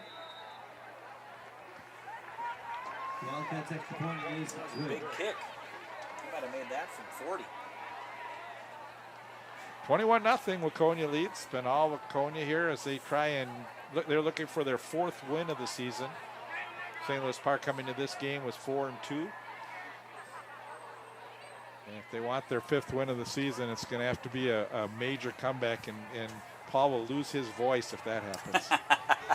I want it for this team. They've had such a great year, and again, they're really just beating themselves today more than anything. Yes, Waconia is doing a great job on offense running the ball, but it's the turnovers that are hurting this team right now. And Waconia's taken it, give Waconia credit because they've taken advantage and scored off of those turnovers. So that's exactly right. I know you got to use those lights and put a little bit of a hex on that Waconia defense, and also put a little stick on the Orioles. Right. It's been very uncharacteristic, all these turnovers. It's been a fun, great season for the Orioles. Short kick this time, but you're going backwards. So they filled it at the 30, and they go down at about the 27. And they'll spot it at the 28. All right, Park, it's time to put it together, a drive, and hang on to the ball. 28-yard line. Again, baby steps is what you need right now, Paul. You just need some good things to happen and get the crowd back into this game. They've got a nice crowd out here. You'd like to have them at least get to see a few good plays on the Orioles' behalf. Yeah, and also I like their big playability, but you really need a nice long drive here to give that defense a rest as well for the ones who aren't playing both sides. Dvorak, he has time. Oh, now we're going to get a hold. An incomplete pass, so they're going to bring this one back 10 yards. Yep. And that makes it that much tougher now. Now it's on your 1st and 20. Yeah, 1st and 20, deep in your own territory. On the Orioles. Crowd trying to get their team into it now. Replay first down.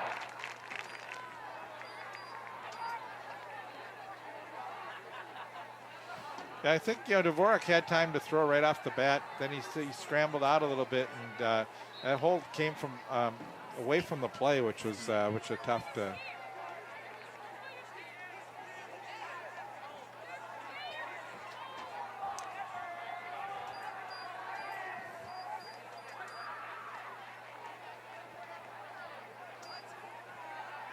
There's a quick pass to the running back, Ross. Not much there. Dvorak's pass is complete to number 2, Ross. Front top of the Wildcats. When I talked about baby steps, they need to go a little bit bigger than that. Some toddler steps. Well, especially when you get to a 1st and 20, 25 situation. you're going to have a couple big plays here to get out of this and reset. Well, and again, it was actually where the original was where the foul occurred, so it's 2nd and 23. The ball on the 15-yard line. Okay, you got time. Well, he's got a man. Find him. Oh. Warwick's pass. And he just couldn't quite throw it to the right spot. He had a man open. Yeah, it was Reguinti down the sidelines, and again, a lot of time, good coverage. It's a little off target.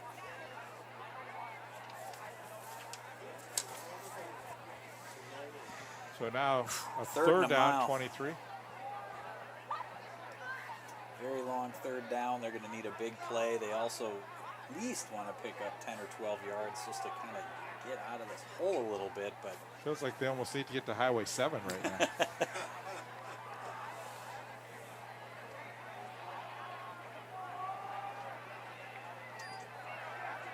Pressure, and he's going to run the football. Dvorak gets to the outside, breaks one tackle, gets back past the original line of scrimmage and out to the 30-yard line. that's a nice run. Not enough, but it helps, and it's going to loosen things up on the punt here, and hopefully they can get a nice big punt out of this. And this time it wasn't turnovers, but penalties that set them back.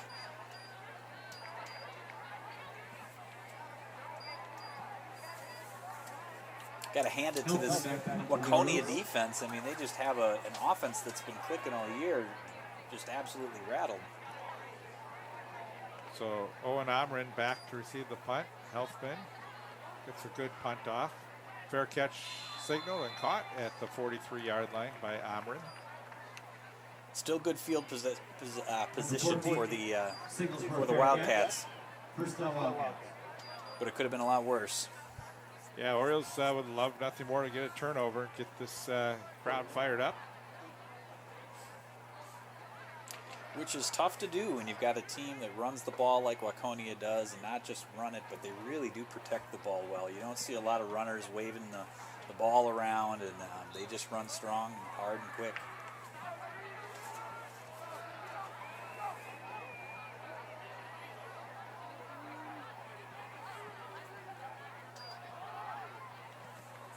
That's McAnally who spins, gets close to the 50-yard line. He'll be marked at about the 49. It's a good 5-6 yard pickup for McAnally. They can and have been doing that all day long.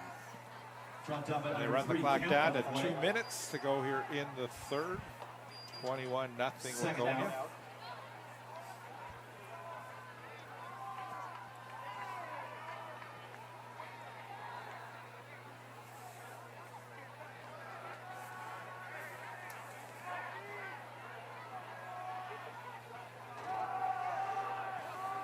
McAnally trying to find the corner. Breaks one tackle, still stays on his feet, gets out to the 42. So a couple missed tackles gives McAnally the first down. He's just a big, strong, fast kid, hard to take down. You think he would have had him right here, not quite, he skirts that, and it was right here where they really should have been able to wrap up on him and take him down, but he gets away from it and skirts away for a few more yards and a first down. Yeah, Amel's just unable to wrap him up, and good strong run by McAnally.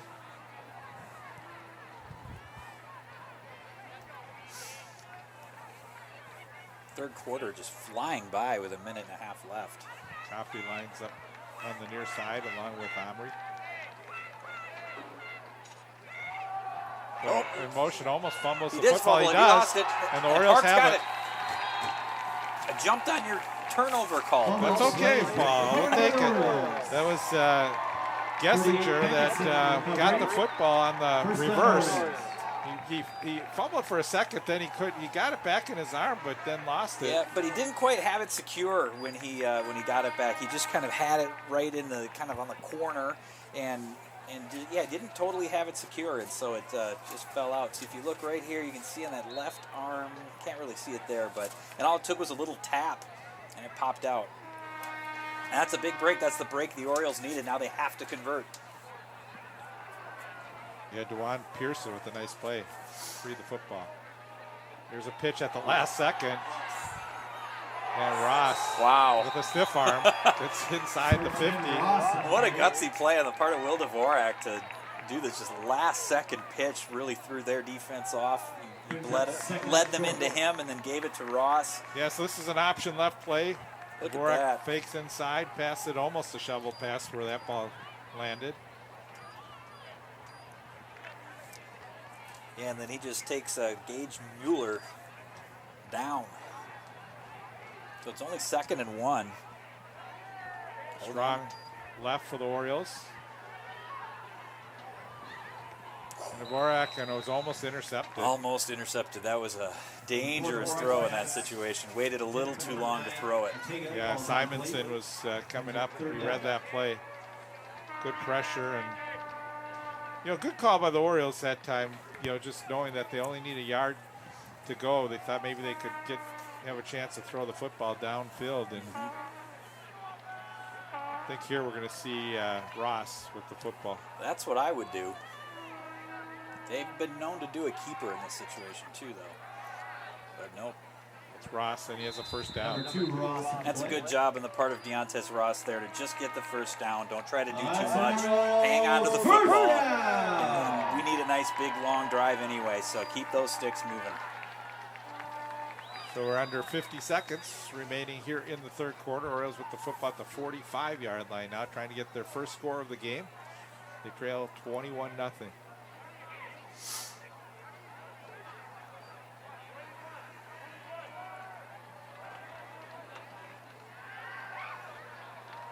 Looking for players downfield, but I don't know how you're able to throw a football when you're got that much pressure going to the wrong side too. So he's unable to really get his feet set to throw the football, and he's going to be tackled behind. Yep, there's not much Dvorak can do on that play, and really all he can do is he does these little fakes. He's trying to fake him out to find something, but there's just too much of a pursuit. He does the right thing, tucks the ball in, and gets out of bounds. So it's 2nd and 10. Stops the clock with 27.5 seconds left to go in the third.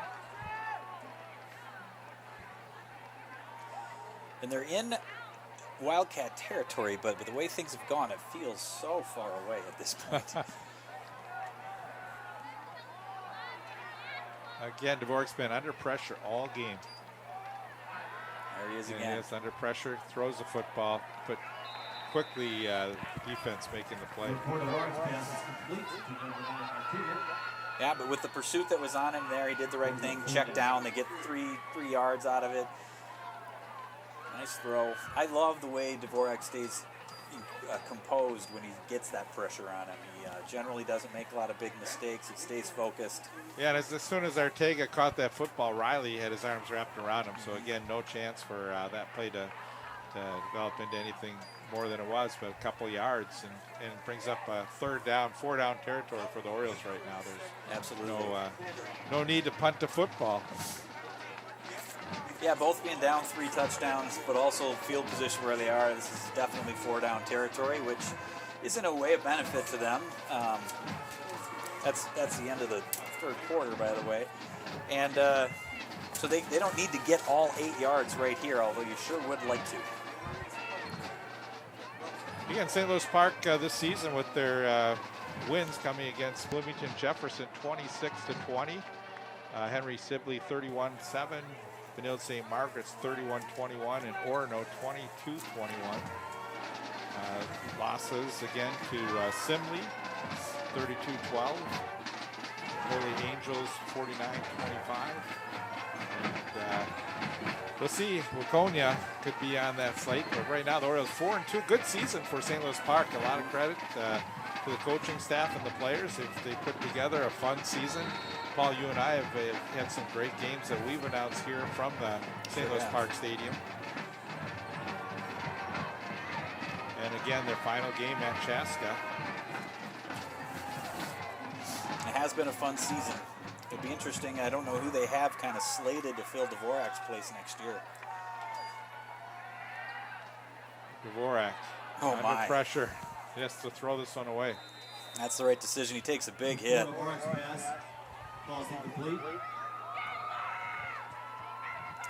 Dvorak coming up, gets up, looks a little frustrated. He just has been running for his life. Yeah, and it's not only one player getting in there. You could see 3 white jerseys. And you don't like to get hit there, but he also, you know, he's trying to make something happen. He maybe held onto the ball a little too long because you don't want to take those hits either. Well, it's Ben Walsh and Giovanelli getting a lot of the catches this season. Love to have time to be able to find one of those guys open here. 4 wideouts. 4th and 8. Looking like a blitz, and we're going to get false start. Oh, no. Not false start, I mean encroachment on the defense here. Offsides on the Wildcats, 5-yard penalty. Now that's a big 5 yards right there. That moves you from 4th and 8 to 4th and 3. Even though I had the understanding there would be no math, but that opens things up a little bit. Well, it does now if you either can throw that little short pass over the middle to Ortega, or you can maybe even run Deontay's Ross and see if he can get 3 for you. Looking like they're going to bring pressure again.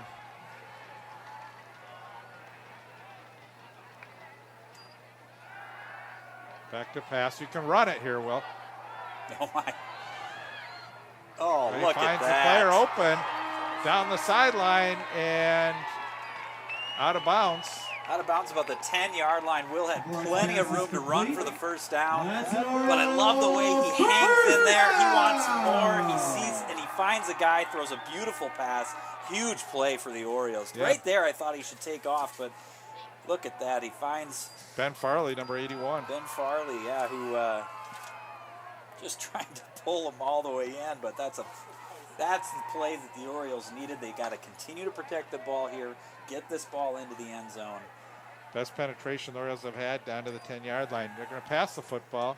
Dvorak has time, throws at the fingertips. Just a little low for Deontay's Ross. Would have liked to see him still scoop that up, but tough to catch those when they're low and behind you like that. Well, that was lower than I thought. Even if he had pulled it up, it looked like it hit the ground. Didn't they call that, used to have like monkey passes where you take it off the ground, bounces and comes up? Oh, right.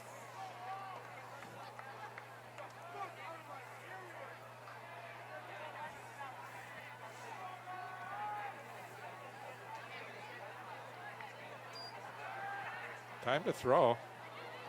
Oh, it looks like a hold right there, yep. Orioles going to get called for a hold, so I think, and again, Ross should have had that football, though. Dvorak's pass. Yeah, that's unfortunate.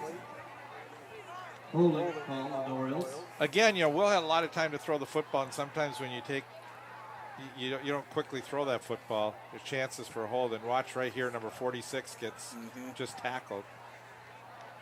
Yeah, and they're going to call that every time. Yeah, a couple times we've seen Zach Johnson getting called for some penalties.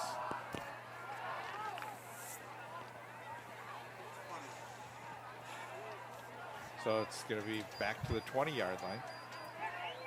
It's interesting how we had the ball at the 10-yard line, and I figured I'd get it at the 10, give Ross a couple chances, get it close, and when you're getting a lot of pressure on your quarterback, but they ended up like throwing the football, and now they're back to the 20-yard line.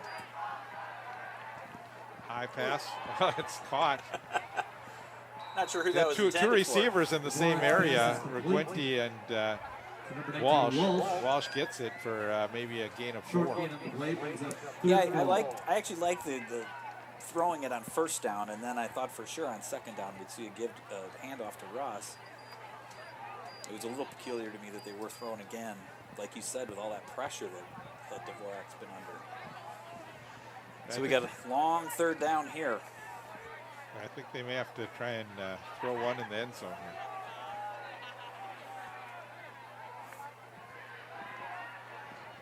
here. Looks like a takedown. There's a touchdown. Giovanelli. And that's been Dvorak's favorite target all year is Giovanelli. Exactly what they needed to do.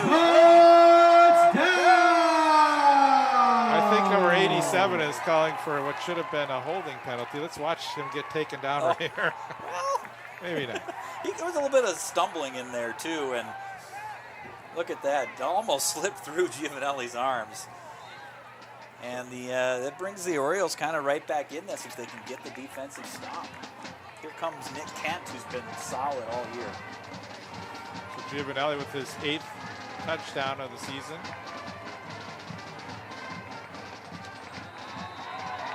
Kick is up. It's good.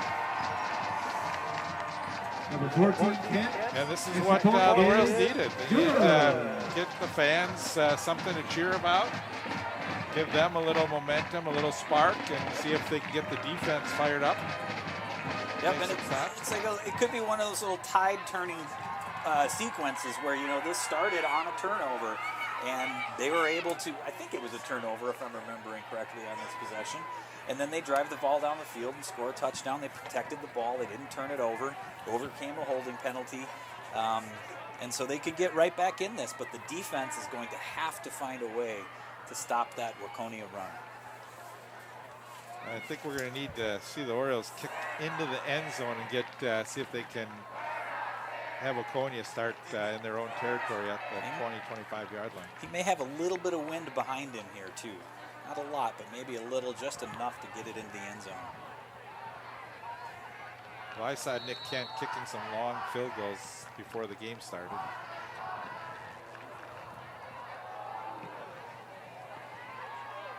Yep, and there it is. Yep, good kick.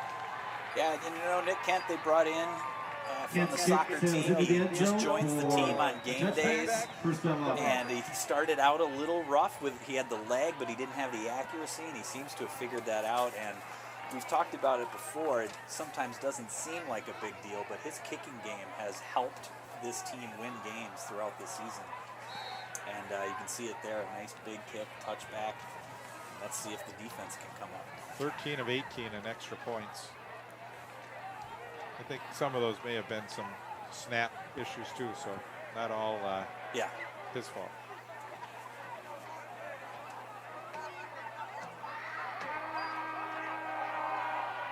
McAnally breaks a tackle. Wow. McAnally still on his feet Wow. and goes down at the 40-yard line. Number 2, McAnally on the carry. And that's just a huge play for McAnally and the Waconia Wildcats. We got nice blocking up front, couple of missed tackles, and then look at this. He just carries him for a good 7 yards. Yeah, Amos.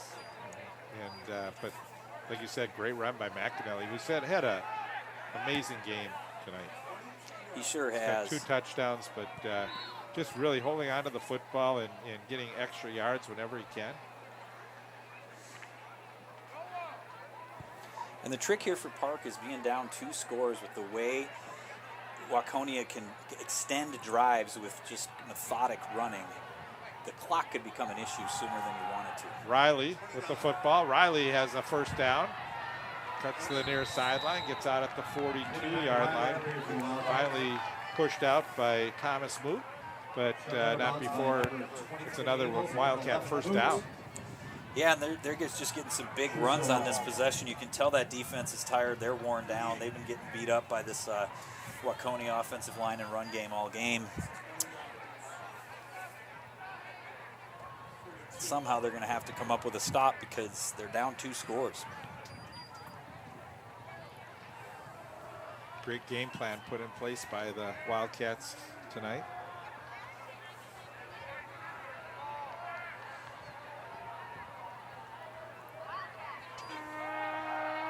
McAnally. Number 2, McAnally on the carry. Looks like he stumbled a little bit in the backfield and slowed him down. The Orioles. Because once he gets moving, he is hard to take down. Yes, he had a little stumble back there. Yeah, but he did a nice job to cut inside and then come back out. And, just a little dipsy doodle and able to get an extra yard or 2. Looked like he might have tweaked his ankle a little bit too. I wouldn't be surprised to see them go to somebody else on this down. But someone else should be Riley. Seems to be a combination 1-2 punch. Riley is going to get it out of the flat. gets the catch, heads down the sideline, and gets out at the 26-yard line. First down. And Ortega almost had a tip, almost was able to block that pass. It was a nice job getting in the lane, but just over him. Right there. Yeah, good throw just out of the outstretched arms of Ortega. Pushed out by Amos again.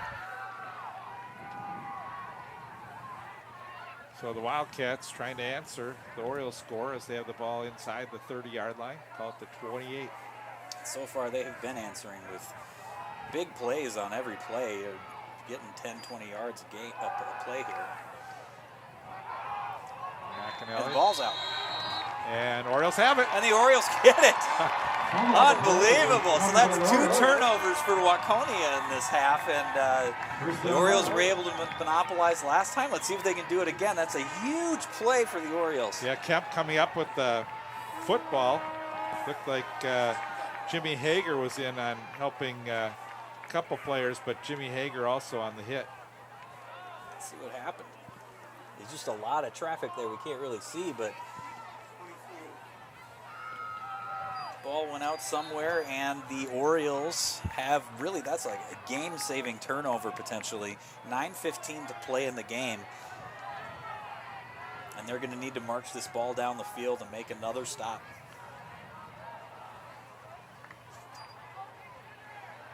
There's Ross. Cuts inside. Ross powers his way across the 45 to the 47. What a great run by Deontay's Ross. Yeah, Bruce, that's a huge run for Deontay's Ross for 2 reasons. One, it was just a big run, got a lot of yards, big first down, but watch as he protects the ball. He's been prone to kind of flail a little bit as he tries to get extra yards. Once he gets slowed down here, he tucks that ball in, protects it, makes sure he hangs on to it. Great run, Deontay. About the 46. Give to Ross again.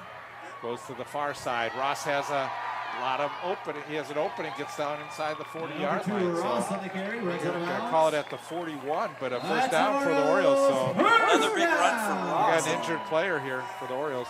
Somebody's down. Looks maybe like, here goes Ross on the outside.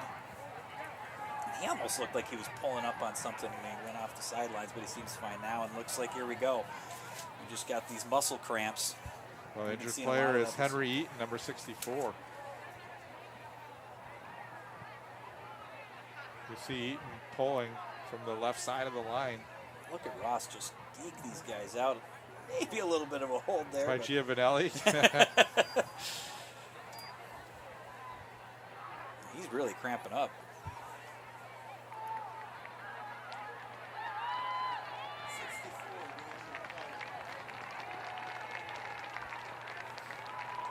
Sure, he'll be just fine. He's got to come out of the game. Get some fluids in him too. Gives, you know, that sort of gives Deontay's a little bit of a breather. He had two nice runs, and he gets throws the water bottle back on the sidelines and comes back onto the field. So still plenty of time for the Orioles if they do continue to run the football. They've got time. They've got 3 timeouts. Still 8:49 to go. And give it to Ross. Ross to the carry for the Orioles. Only a couple that time. Only got a couple. Nice wrap up and tackle. Just be able to pull him backwards, which is hard to do. He's a strong kid. Second down. Yeah, the middle of the line is the Toledo at the nose tackle spot. He's been hard to run on. Ortega comes out.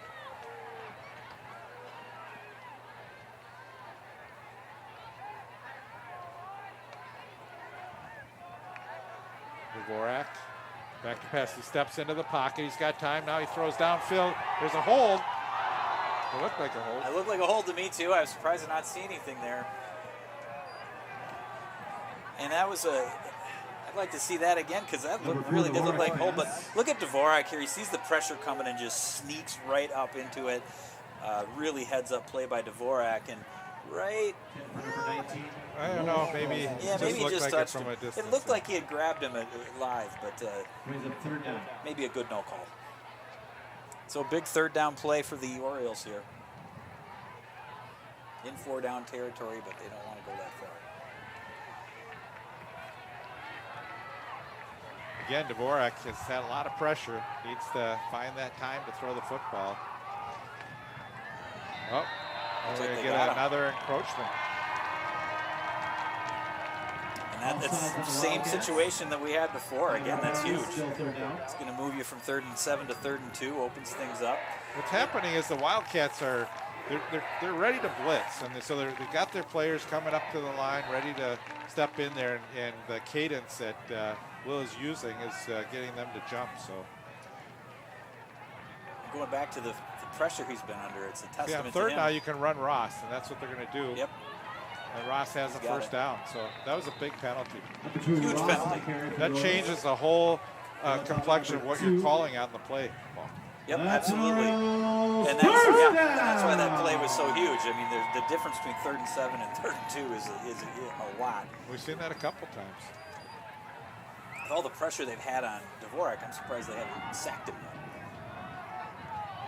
There's Ross. Kind of pushes the guy out of the way. Number 2, Ross in the carry for the Orioles. Pushes him out of his way like now he comes up limping a little bit. For the Wildcats. Yeah. Brings up 2nd down. Favoring his left leg or left ankle. Hopefully he'll be all right. Still moving well. It's 2nd and 6 with 7:30 to play in the game. So Oppergaard comes into the game replacing Ross. See him take a shot to Giovanelli again. Back stepping up Dvorak. He's going to run the football. Oof. Goes outside, gets tripped up inside the 20-yard line. Dvorak, the keeper. Shoved out of Going to be bounds. shy of the first down by a yard or so. Yeah, and he was looking to his left side, and there was just nothing there, and so he took off. Well, when you're short by 2 yards, you bring Deontay Ross back into the football game. Sure do. This is his territory. And you're hoping that the Wildcats are tiring a little bit. And you hope the Oriole defense is rested. There he This goes. is Ross. First down. Number 2, Ross in the carry. Brought down by number 29. And again, what Ross is doing on this drive That's an Orioles is first working on down. getting first downs and protecting the ball. He often, like I said, will kind of flail a little bit, just do anything he can to get extra yards, but he's done a really nice job protecting the ball. So the ball now at the 15-yard line. St. Louis Park trying to make this a one-score game. They were trailing 21-0. It's now 21-7. 6:54 to go in regulation time. Notice how I call it regulation now? It's hopeful. It was an incomplete pass, and that may have been actually a good drop because they may have lost yards on that play had the receiver caught the football. And again, Dvorak, just no time. Has to get moving, and there's just nowhere to go. Yeah, it's Ross, but he had 2 defenders on him. Orioles need 7 here. They need to get back within a score, tying the football game.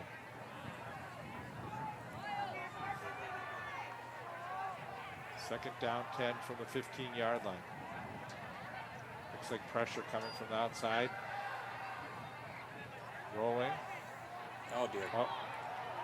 Dvorak, he's got to try and get rid of it, but he can't. And he's going to lose 4 yards on the play. Dvorak is just so much pressure. I don't know what else he could do. There was no time really there to even get rid of the ball with the pressure that came in. Again, what's so hard is he's rolling from the left. He's Yep. got to really try and get set to throw across his body, trying to direct traffic. And you can see the defense really no one open on the play. Yeah, he's trying to get a guy open, and he maybe should have just thrown it away a little sooner. But 3rd and 16, definitely in 4-down territory. Keep the sticks moving.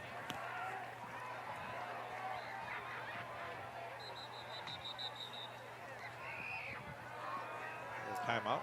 timeout, St. Louis Park. That's maybe not a bad timeout. You might need him later, but with a long, crucial 3rd down play, you want to make sure you've got the right people on the field and you've got the play going that you want.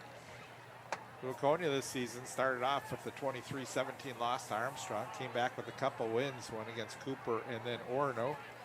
7-0 loss, not too bad against Chaska, and then they beat Jefferson, lost to Chanhassen, so 3-3. record. 7-0 For Laconia. nothing lost to Wildcats. Chaska. Sounds like an interesting game. Right. That's a low one. You don't see- It is, and it's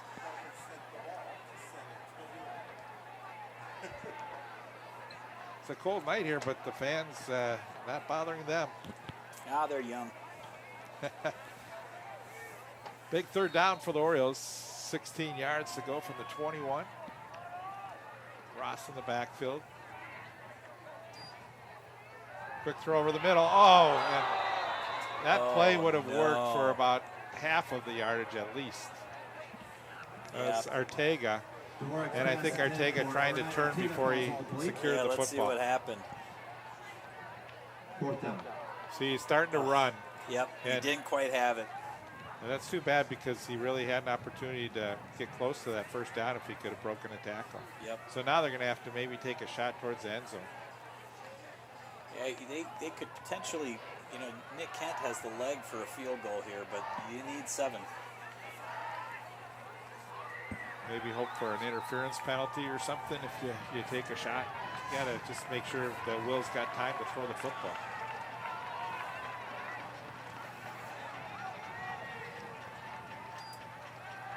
Back to pass. He's got time. Throws over the middle. It's caught. Touchdown, St. Louis Park.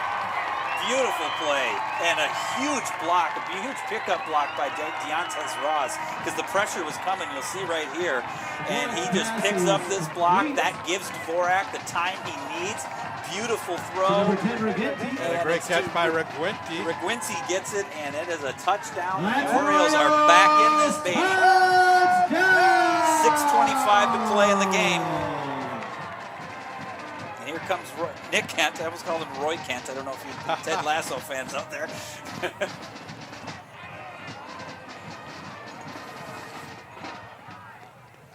Tick is up. And that one is No good. Yeah, wide left, wide right. Well, the good thing is they're still a touchdown away. Yep. It's an 8-point game. They're still in this football game with 6:25 remaining. And what a comeback by the Orioles. Yep. Yeah, they've had a really great half of football here. I mean, they've got 2 turnovers. They've converted on both of them, and they're right in this. And what a great throw that was by Dvorak. It was just right on the money to Reguinty. And again, you give Will a little bit of time, which he had to throw that time, and that made all the difference in the world for him. As he's just been so solid this season. So Yeah, he's been fun to watch because he drops back and he just looks through the whole field. He doesn't hone in on just one guy. He's got great field vision and a very good thrower. just push that one off to the right. Yeah, got a little bit of wind. See if we can pooch one into the end zone again. Low, long kick, and there it is. All right, so Laconia will start from their own territory. And now the St. Louis Parks defense will try and see if they can cause another turnover to give the offense another opportunity.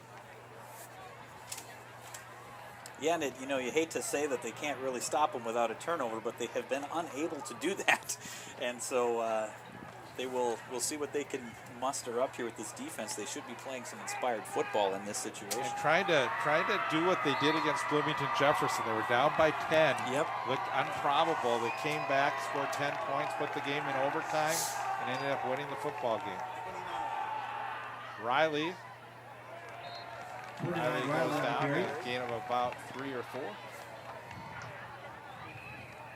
Brought down by number 9, Arteaga. 6:13 left to play in the game. Short gain on the play, brings up second down.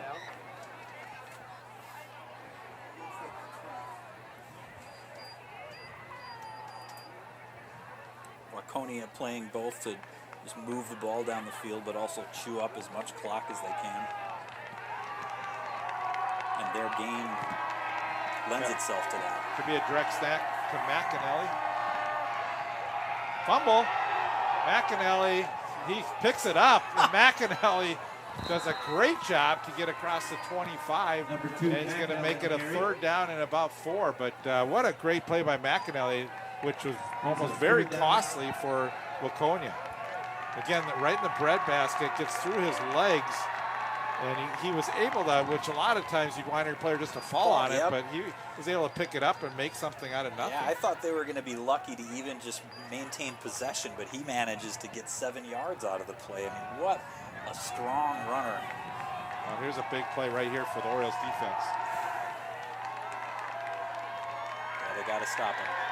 No, they do McAnally, not. He's first gone. down, and he's going to go 40, 30, trying to take an angle, and he's pulled down around the 5-yard line. Just ran out of steam. Number 2, McAnally. I'm not sure who that was on the tackle, but boy, did he come in fast. Yep, that's Amos just came out of nowhere to catch him. I thought he was long gone. Again, they talk about taking an angle defensively, and you can see Look at him run. Amos. Forrest Gump over there at the tackle. Leg on the play. But a huge gain and a devastating big play for the Orioles on what was a crucial 3rd down. Personal foul on the Orioles.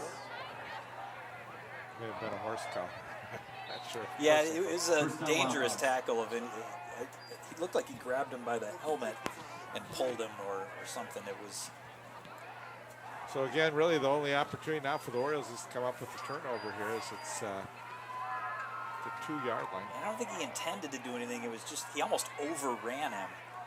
And you can see there that's a dangerous tackle. The art director didn't like that call. He didn't like that call. McAnally, he's got 2 touchdowns already, and he's going to be stopped.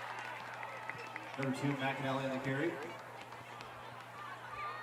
Brought down by the middle of the Orioles Got defense. 4 minutes remaining. Brings up 2nd and goal. So it's 2nd down, and they really need to somehow just plug him up and stop him from getting that ball in the end zone here. But It was a good tackle by Moot along with Kemp. They're going to run the clock down as much as they can before they have to snap it.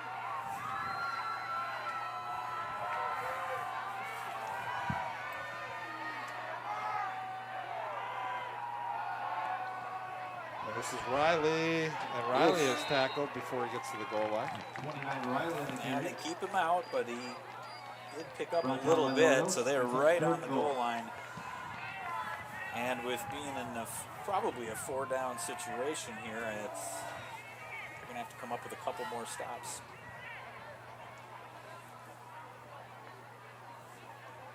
Well, again, a field goal could make it a 2-score game too if an extra point. It's really, it's That's true. It's like an extra point from here. And their kicker has been their kicker has been very accurate all game on the extra points. It was a nice job by Helfman on that play to keep him out of the end zone. And the give, Riley. And No I don't call know yet. I don't know how you make that. the Wildcats say he's in, and the ref comes in and confirms it. It's going to be a touchdown. We're in for a Wildcats touchdown. See where the knee hits. Really hard to tell, but he looks like he's over the line. Oh, yeah. Yeah.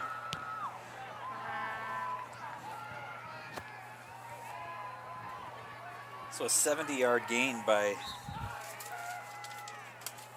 forgetting his name. How could I forget his name? It was McAnally on that previous play. This really hurts the Orioles.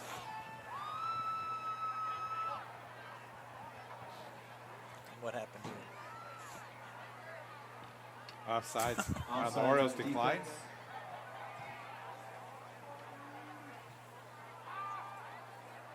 The play was called dead, I think. So.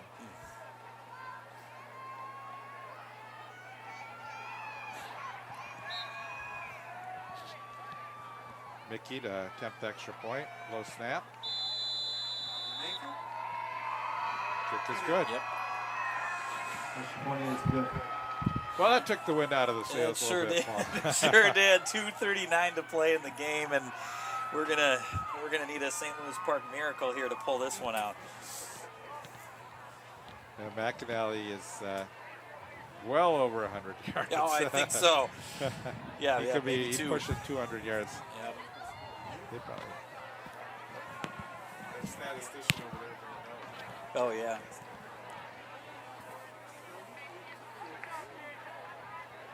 Last week's broadcast, we had a big runner on the opposing team as well. The Milton St. Margaret's, they gave up 333 yards rushing to one player. And I would venture to guess that McAnally is over 200. You know, between McAnally and then Riley. You know, Riley's had some nice games as well. 2:39 to go, 28-13, 15-point game. Kick short. Orioles got a fall on it. That was close.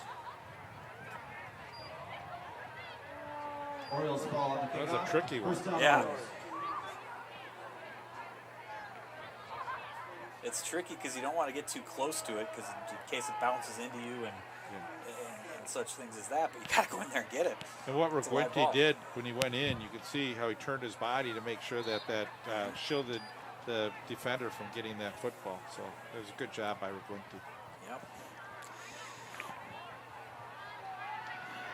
Well, Orioles need a quick score here. They sure do. Trips to the near side. And Dvorak's going to be under some pressure. We know that. Steps into the pocket, and he's going to go down. Down he goes. I think that's his first sack. Dvorak is brought down by the Wildcats. That's going to keep the clock running. So 2:25 and counting left in this game. They need a quick score. Yeah, that time tried to step up into the pocket, and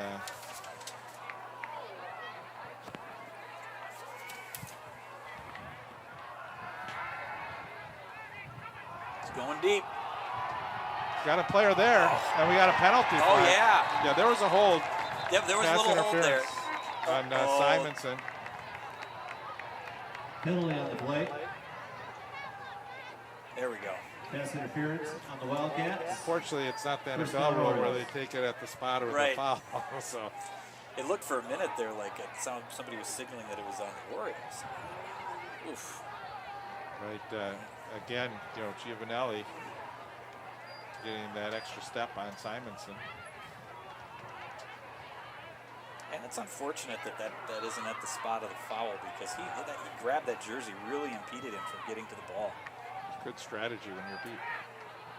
Under pressure. Dvorak has the player open. Caught. Reguenti. Dvorak's pass is complete to number 19, Wolf. Oh, that was Walsh. Yep. Brady Walsh with the reception there. Nice little gain, but the clock is ticking at 1:45 left to play. They have to score fast. Whereas still 2 timeouts left.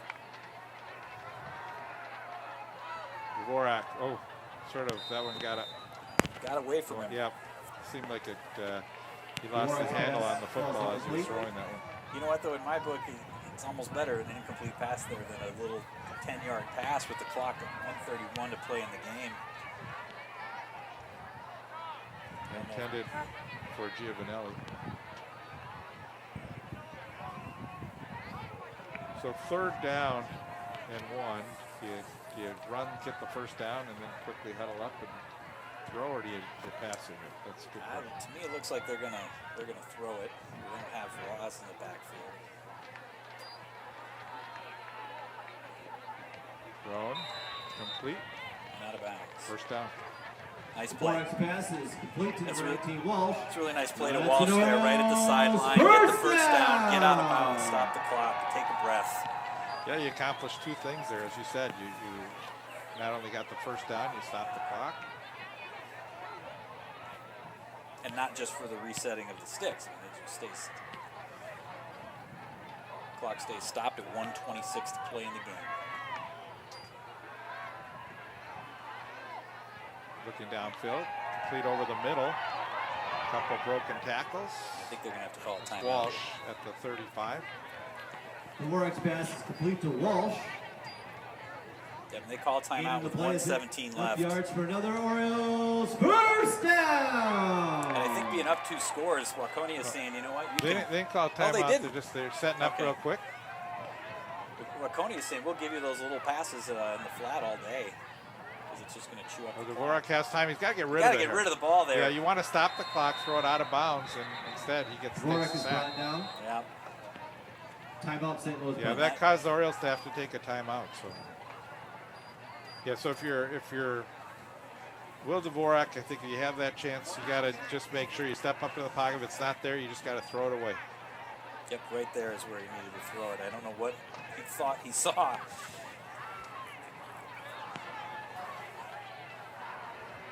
One minute remaining, 28-13. Orioles trail by 15.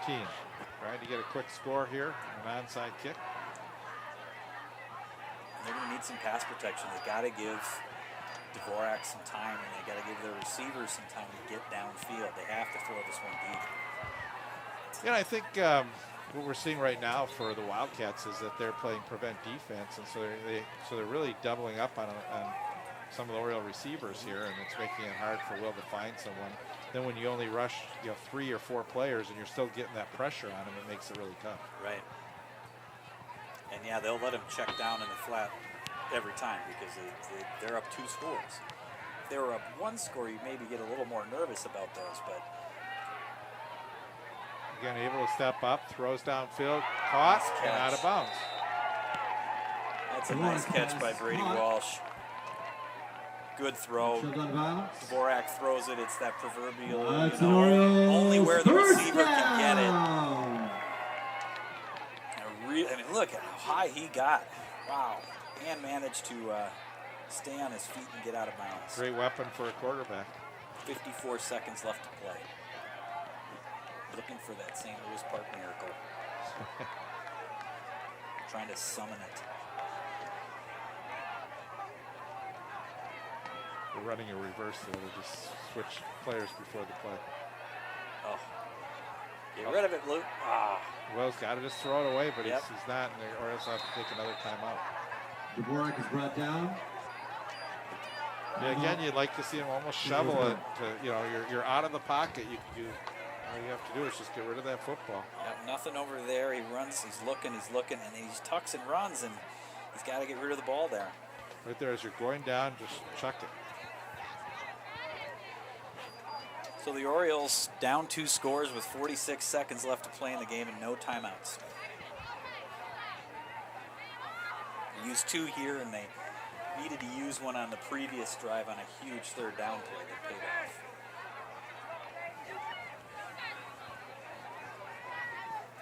Again, the Orioles have hung in tough. They have had to overcome a number of turnovers in this game just to get themselves somewhat back in this football game. And the last touchdown by the Laconia Wildcats was huge. And Yeah. now St. Louis Park just trying to, see if they can march into the end zone, make it a little exciting, see if they can attempt an onside kick. And you got to Time's hand it running to out. the Waconia run game, but it is those turnovers that have hurt the Orioles more than anything. There's a pass to the end zone and bobbled and dropped. And that's just good coverage on Walsh. the part of Waconia. Yep. Dvorak's Good pass, and he pass had falls it, but incomplete. then, they're going to hit him right as he catches it, which is what they did. Plays it third down. Bobbles it and loses it. Again, he had time to lob it up there. Walsh got over the defender, and then the defender made a really nice play. on it. Yep. With that kind of coverage, it's going to be a really hard play to convert. Well, I want you to say who made the play. It was number 1. Oh, dear. That was Chum Pu Pong making that play. Difficult name for us. We'd like If to you get read those it, names he's got right. 8 syllables in the name. Okay, Will's got to get rid of it here. Get rid of that ball, Will. Throwing got downfield. somebody. He's got him. Touchdown. Touchdown. Wow. Giovanelli. Dvorak's What a pass is play. complete. Dvorak Number finding 6, Giovanelli in the end zone for late with St. 30 Louis seconds to Park. play. He got hit, Touchdown! keeps his composure. He's got pressure on him. He can barely get downfield. It's just slowly walking, but what a great pass. And Giovanelli just getting up there, keeping the defender away from the ball. See if the Orioles go for 2 here, or Let's see, they're taking Ross out of the game. Looks like they're going for 2. And we'll get a timeout Timeout called on the Waconia. defensive side. Yeah, they want to make sure they get this right. So right now it's still a 2-score game. They have the opportunity to close that here.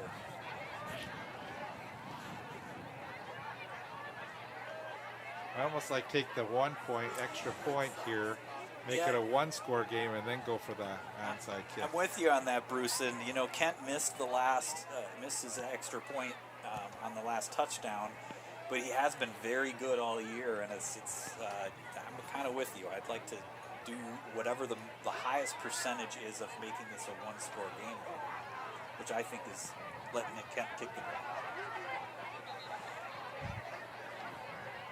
Either way, they need a touchdown and a 2-point conversion at some point. So I think they're going to just go for the 2 right now and see if they have that opportunity. And before the touchdown, they're going to need a turnover of some kind, and probably on an onside kick.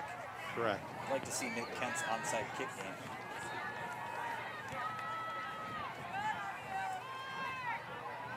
Quick throw, and they got it. Well, The Dvorak's pass is caught by number 9, Matisse. that's why we're up 2-point here and the conversion coaches are on the is good. sidelines. Good call, Coach Foster. Good call. And we're 28-21, so, hats off to this Oriole team. Yep, I mean, they've really played a good half of football here. They were down. They're down 21-0. 21-0. Yeah. Well, 14-0 at half. I think That's it's right. 21-0. At one point in this game, and since then they've outscored Waconia 21-7. So. Yep, they played a very good half of football. The turnovers just killed them in the first half. And how big was that 70-yard run? Yep. On that last series that Waconia had the football by McInerney. Yeah, and that's why you got to somehow get this onside kick right here, because you just can't really give them the ball. They got no timeouts and 30 seconds to play. A little bit of confusion on the part of Waconia, Timeout Wildcats. and forces them to call a timeout.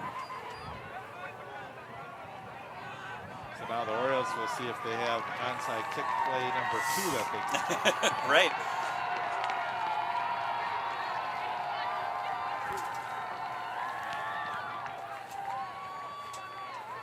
Should mention that it follows senior night tonight. Yes. So again, what do we have? It looks like about 12 or so, or 13, 14 seniors. And 19. Okay, 19, Paul. Here you go. 19 seniors. We got Deontez Ross and Daryl Kemp, Will Dvorak, Ezra Hudson, Christian Ortega, Stanley Reguinti, Thomas Moot, Nick Kent, Marcus Hosfield, Brady Walsh, Jacob Favor, Ezekiel Oppegard, John Swindlehurst, Marshawn Dunlap, Larry Adams, Nathan Hosland, and Ben Farley and Benin Cotter. We got them all in there. And All right, great job. apologize for the Great job, names Paul. And that I butchered. again, we want to congratulate those guys for their playing their last home game here as during the regular season. There may be another game, but best of luck to them as we get ready here for the onside kick. Squibb and They got touch, and the Orioles have it. It's not over yet. The ball didn't go 10 yards, but it was touched by the Wildcats. 29 seconds left to play. Onside kick is Some recovered by the solid Orioles. onside First kick down, game by Nick Kent. And, That's a tough ball to field. It just bouncing around. and your St. Louis Park Miracle is still Still has an alive. opportunity. It's still alive. Still alive. It happens. Paul. I got connections. Come on, Orioles. Let's see Giovanelli with his 9th touchdown of the year. No timeouts. They're going to have to throw deep. Will looking, rolls, waiting for his players to get downfield. Directs traffic, throws, got a player down there. It's tipped and out of bounds with 18.9 seconds. The Orioles pass is knocked down by the Wildcats. Second down. What you'd like to see is maybe a quick down and out where you can give Will a little bit of time to be able to throw the ball into the end zone. It's a long throw from him, especially when he's across his body. Oof, that was almost picked off.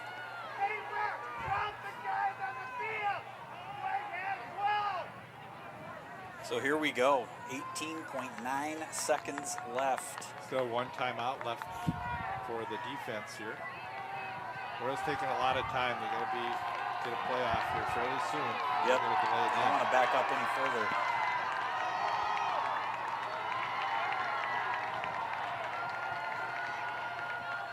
Dvorak can't get sacked. Steps in, Oh my. trying to get the first down, trying to He's get trying out to of get out of bounds. bounds, and does he do it? Yep, he Looks is like out he of does. bounds. Wow. Stops the clock. The legs of Will Dvorak. Unbelievable that he was able to That's an make that play with 10 first seconds down. to go, and now they have it at the 36-yard line, and much more Yep. doable to be able to throw the ball maybe 2 plays in the end zone. But what a great! I didn't think that they'd take an opportunity to run that football. I don't know if it was designed that way, but Will certainly saw the angle he needed to get the first down and get out of bounds, and he just took off. I don't think I've ever seen a football player run sideways that fast. Here we are, 10 seconds, 28-21. Dvorak will look to the end zone now if he can. Hoping to have time to throw the football. Under pressure, steps up, spins, throws it downfield. It's got a player there. Touchdown! Touchdown, St. Louis Park! Unbelievable! Do you believe it? It's a St. Louis Park miracle! And I thought Dvorak was down. I mean, look at that Look at that spin spin move. move. He's a ballerina out there. Giovanelli. Giovanelli with the biggest touchdown of the season for the St. Louis Park Orioles. What do you do here? Do you go for the tie or do you go for the win? This is I like it. What a comeback by the St. Louis Park Orioles. St. Louis Park is going for the win. 4 seconds left. We got a tired defense. This is crazy. Dvorak. Roz is in the backfield. Oh, they give it to Ross. He breaks a tackle. Think he He's got it. in. He's in. And the Orioles have the lead. Unbelievable. Can you believe it? Goodness! Can you And believe look it? at Giovanelli on the sideline. He's just running. Oh, my goodness. That away, Doobie. The St. Louis Park Orioles miraculously have taken the lead with 4 seconds left to go in this football game. And Deontay Ross is Unbelievable. down. Looks like he's cramping. Now they still got to kick this ball off and make a stop. Oh my Not goodness. over yet. But what a comeback. This is unbelievable. St. Louis Park. Look at that. Boy, Dvorak and Giovanelli, unbelievable. And that play by Dvorak to get rid of that football on that spin move is all desire. Wow. That is the St. Louis Park miracle. It is. That's the St. Louis Park miracle. I can't believe Will Dvorak was able to stay up on that little hit. And I love the spin fact that they around. had all this momentum and they said, we're going for the win. We're not going to, we don't want to tie the game. This Yep. is like, this is our chance. Right now, everything's going our way. We're going to go for the 2-point conversion, and they made it. Yep, they had all the momentum. And quite honestly, the other thing is the way Waconia runs the football.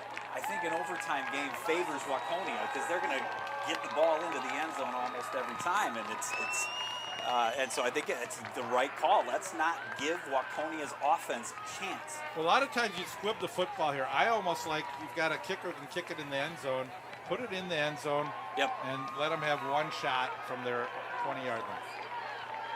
Yeah, squib kick can be very dangerous because you can give them a short field. So 4.2 to play. All set up on an onside kick recovery. And he does, boots it. sticks it into the end zone. Wow. Okay. Number 14, Kent. Again, you got Sales one over play. You the got to end zone for stop touchback. the Wildcats here. First down, Yep. Wildcats.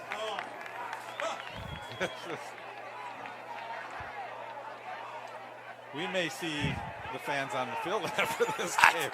Why not? What a senior night for St. Louis Park again. Still this is got a to night make to a stop remember. here. And there's Dvorak and Giovanelli hugging it out on the sideline. Coach is getting into the action, pumping up the crowd. Here we go. You need to stop.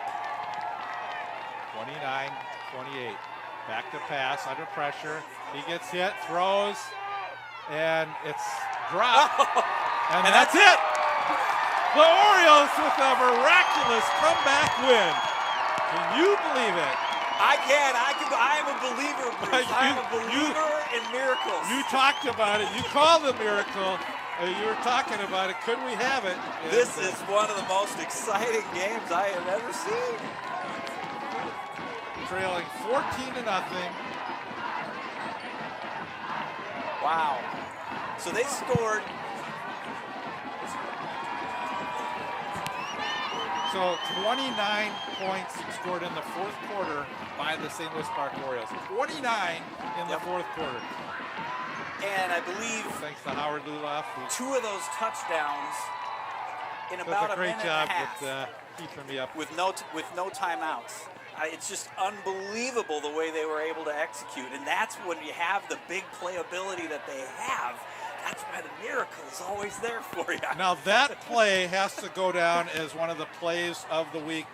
It's got to be. Yeah. They've got to get that play onto as a highlight on the TV. I because agree. That is an amazing play. And Incredible Will comeback. Dvorak to Giovanelli, and actually so many plays in this fourth quarter that they came up big.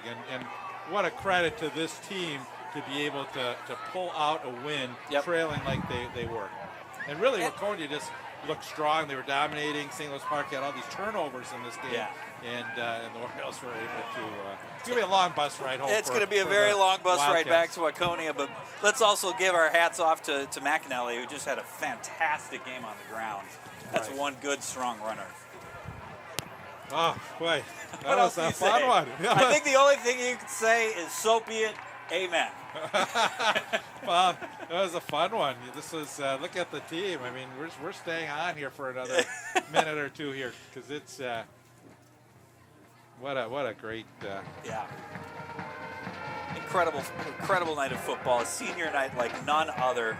You know, and you know, you got to call all the seniors' names out right there. Yep. And this is going to be something those seniors will remember for a long time. Oh, yes, absolutely. Something you and I will remember for a long time is just having an opportunity to call this game, and I know this is going to be a highlight for the coaching staff, the players, and something that they're going to remember for a long time. Absolutely, and I also believe that, you know, with Will Dvorak being my next door neighbor and Deontez Ross spends a lot of time there as well, I think there's going to be quite a celebration going on next door tonight that I might join him in. So the Orioles are now 5-2 with this, I want to say, improbable comeback victory, scoring 29 points in the fourth quarter. We want to thank everyone for joining us here tonight from St. Louis Park. Again, we want to thank our crew. Great crew. Who has brought this game, and again, we hope everyone will have an opportunity to maybe watch this fourth quarter one more time, because what a great comeback by the St. Louis Park Orioles. So as we leave you tonight, again, we want to wish the seniors the best of luck on their future careers and endeavors, and again, we want to thank all our fans for joining us. On behalf of Paul Bodwin and our crew here from Park TV 16, final score, St. Louis Park pull off a miracle victory with the 29-28 win over Waconia Wildcats. Good night.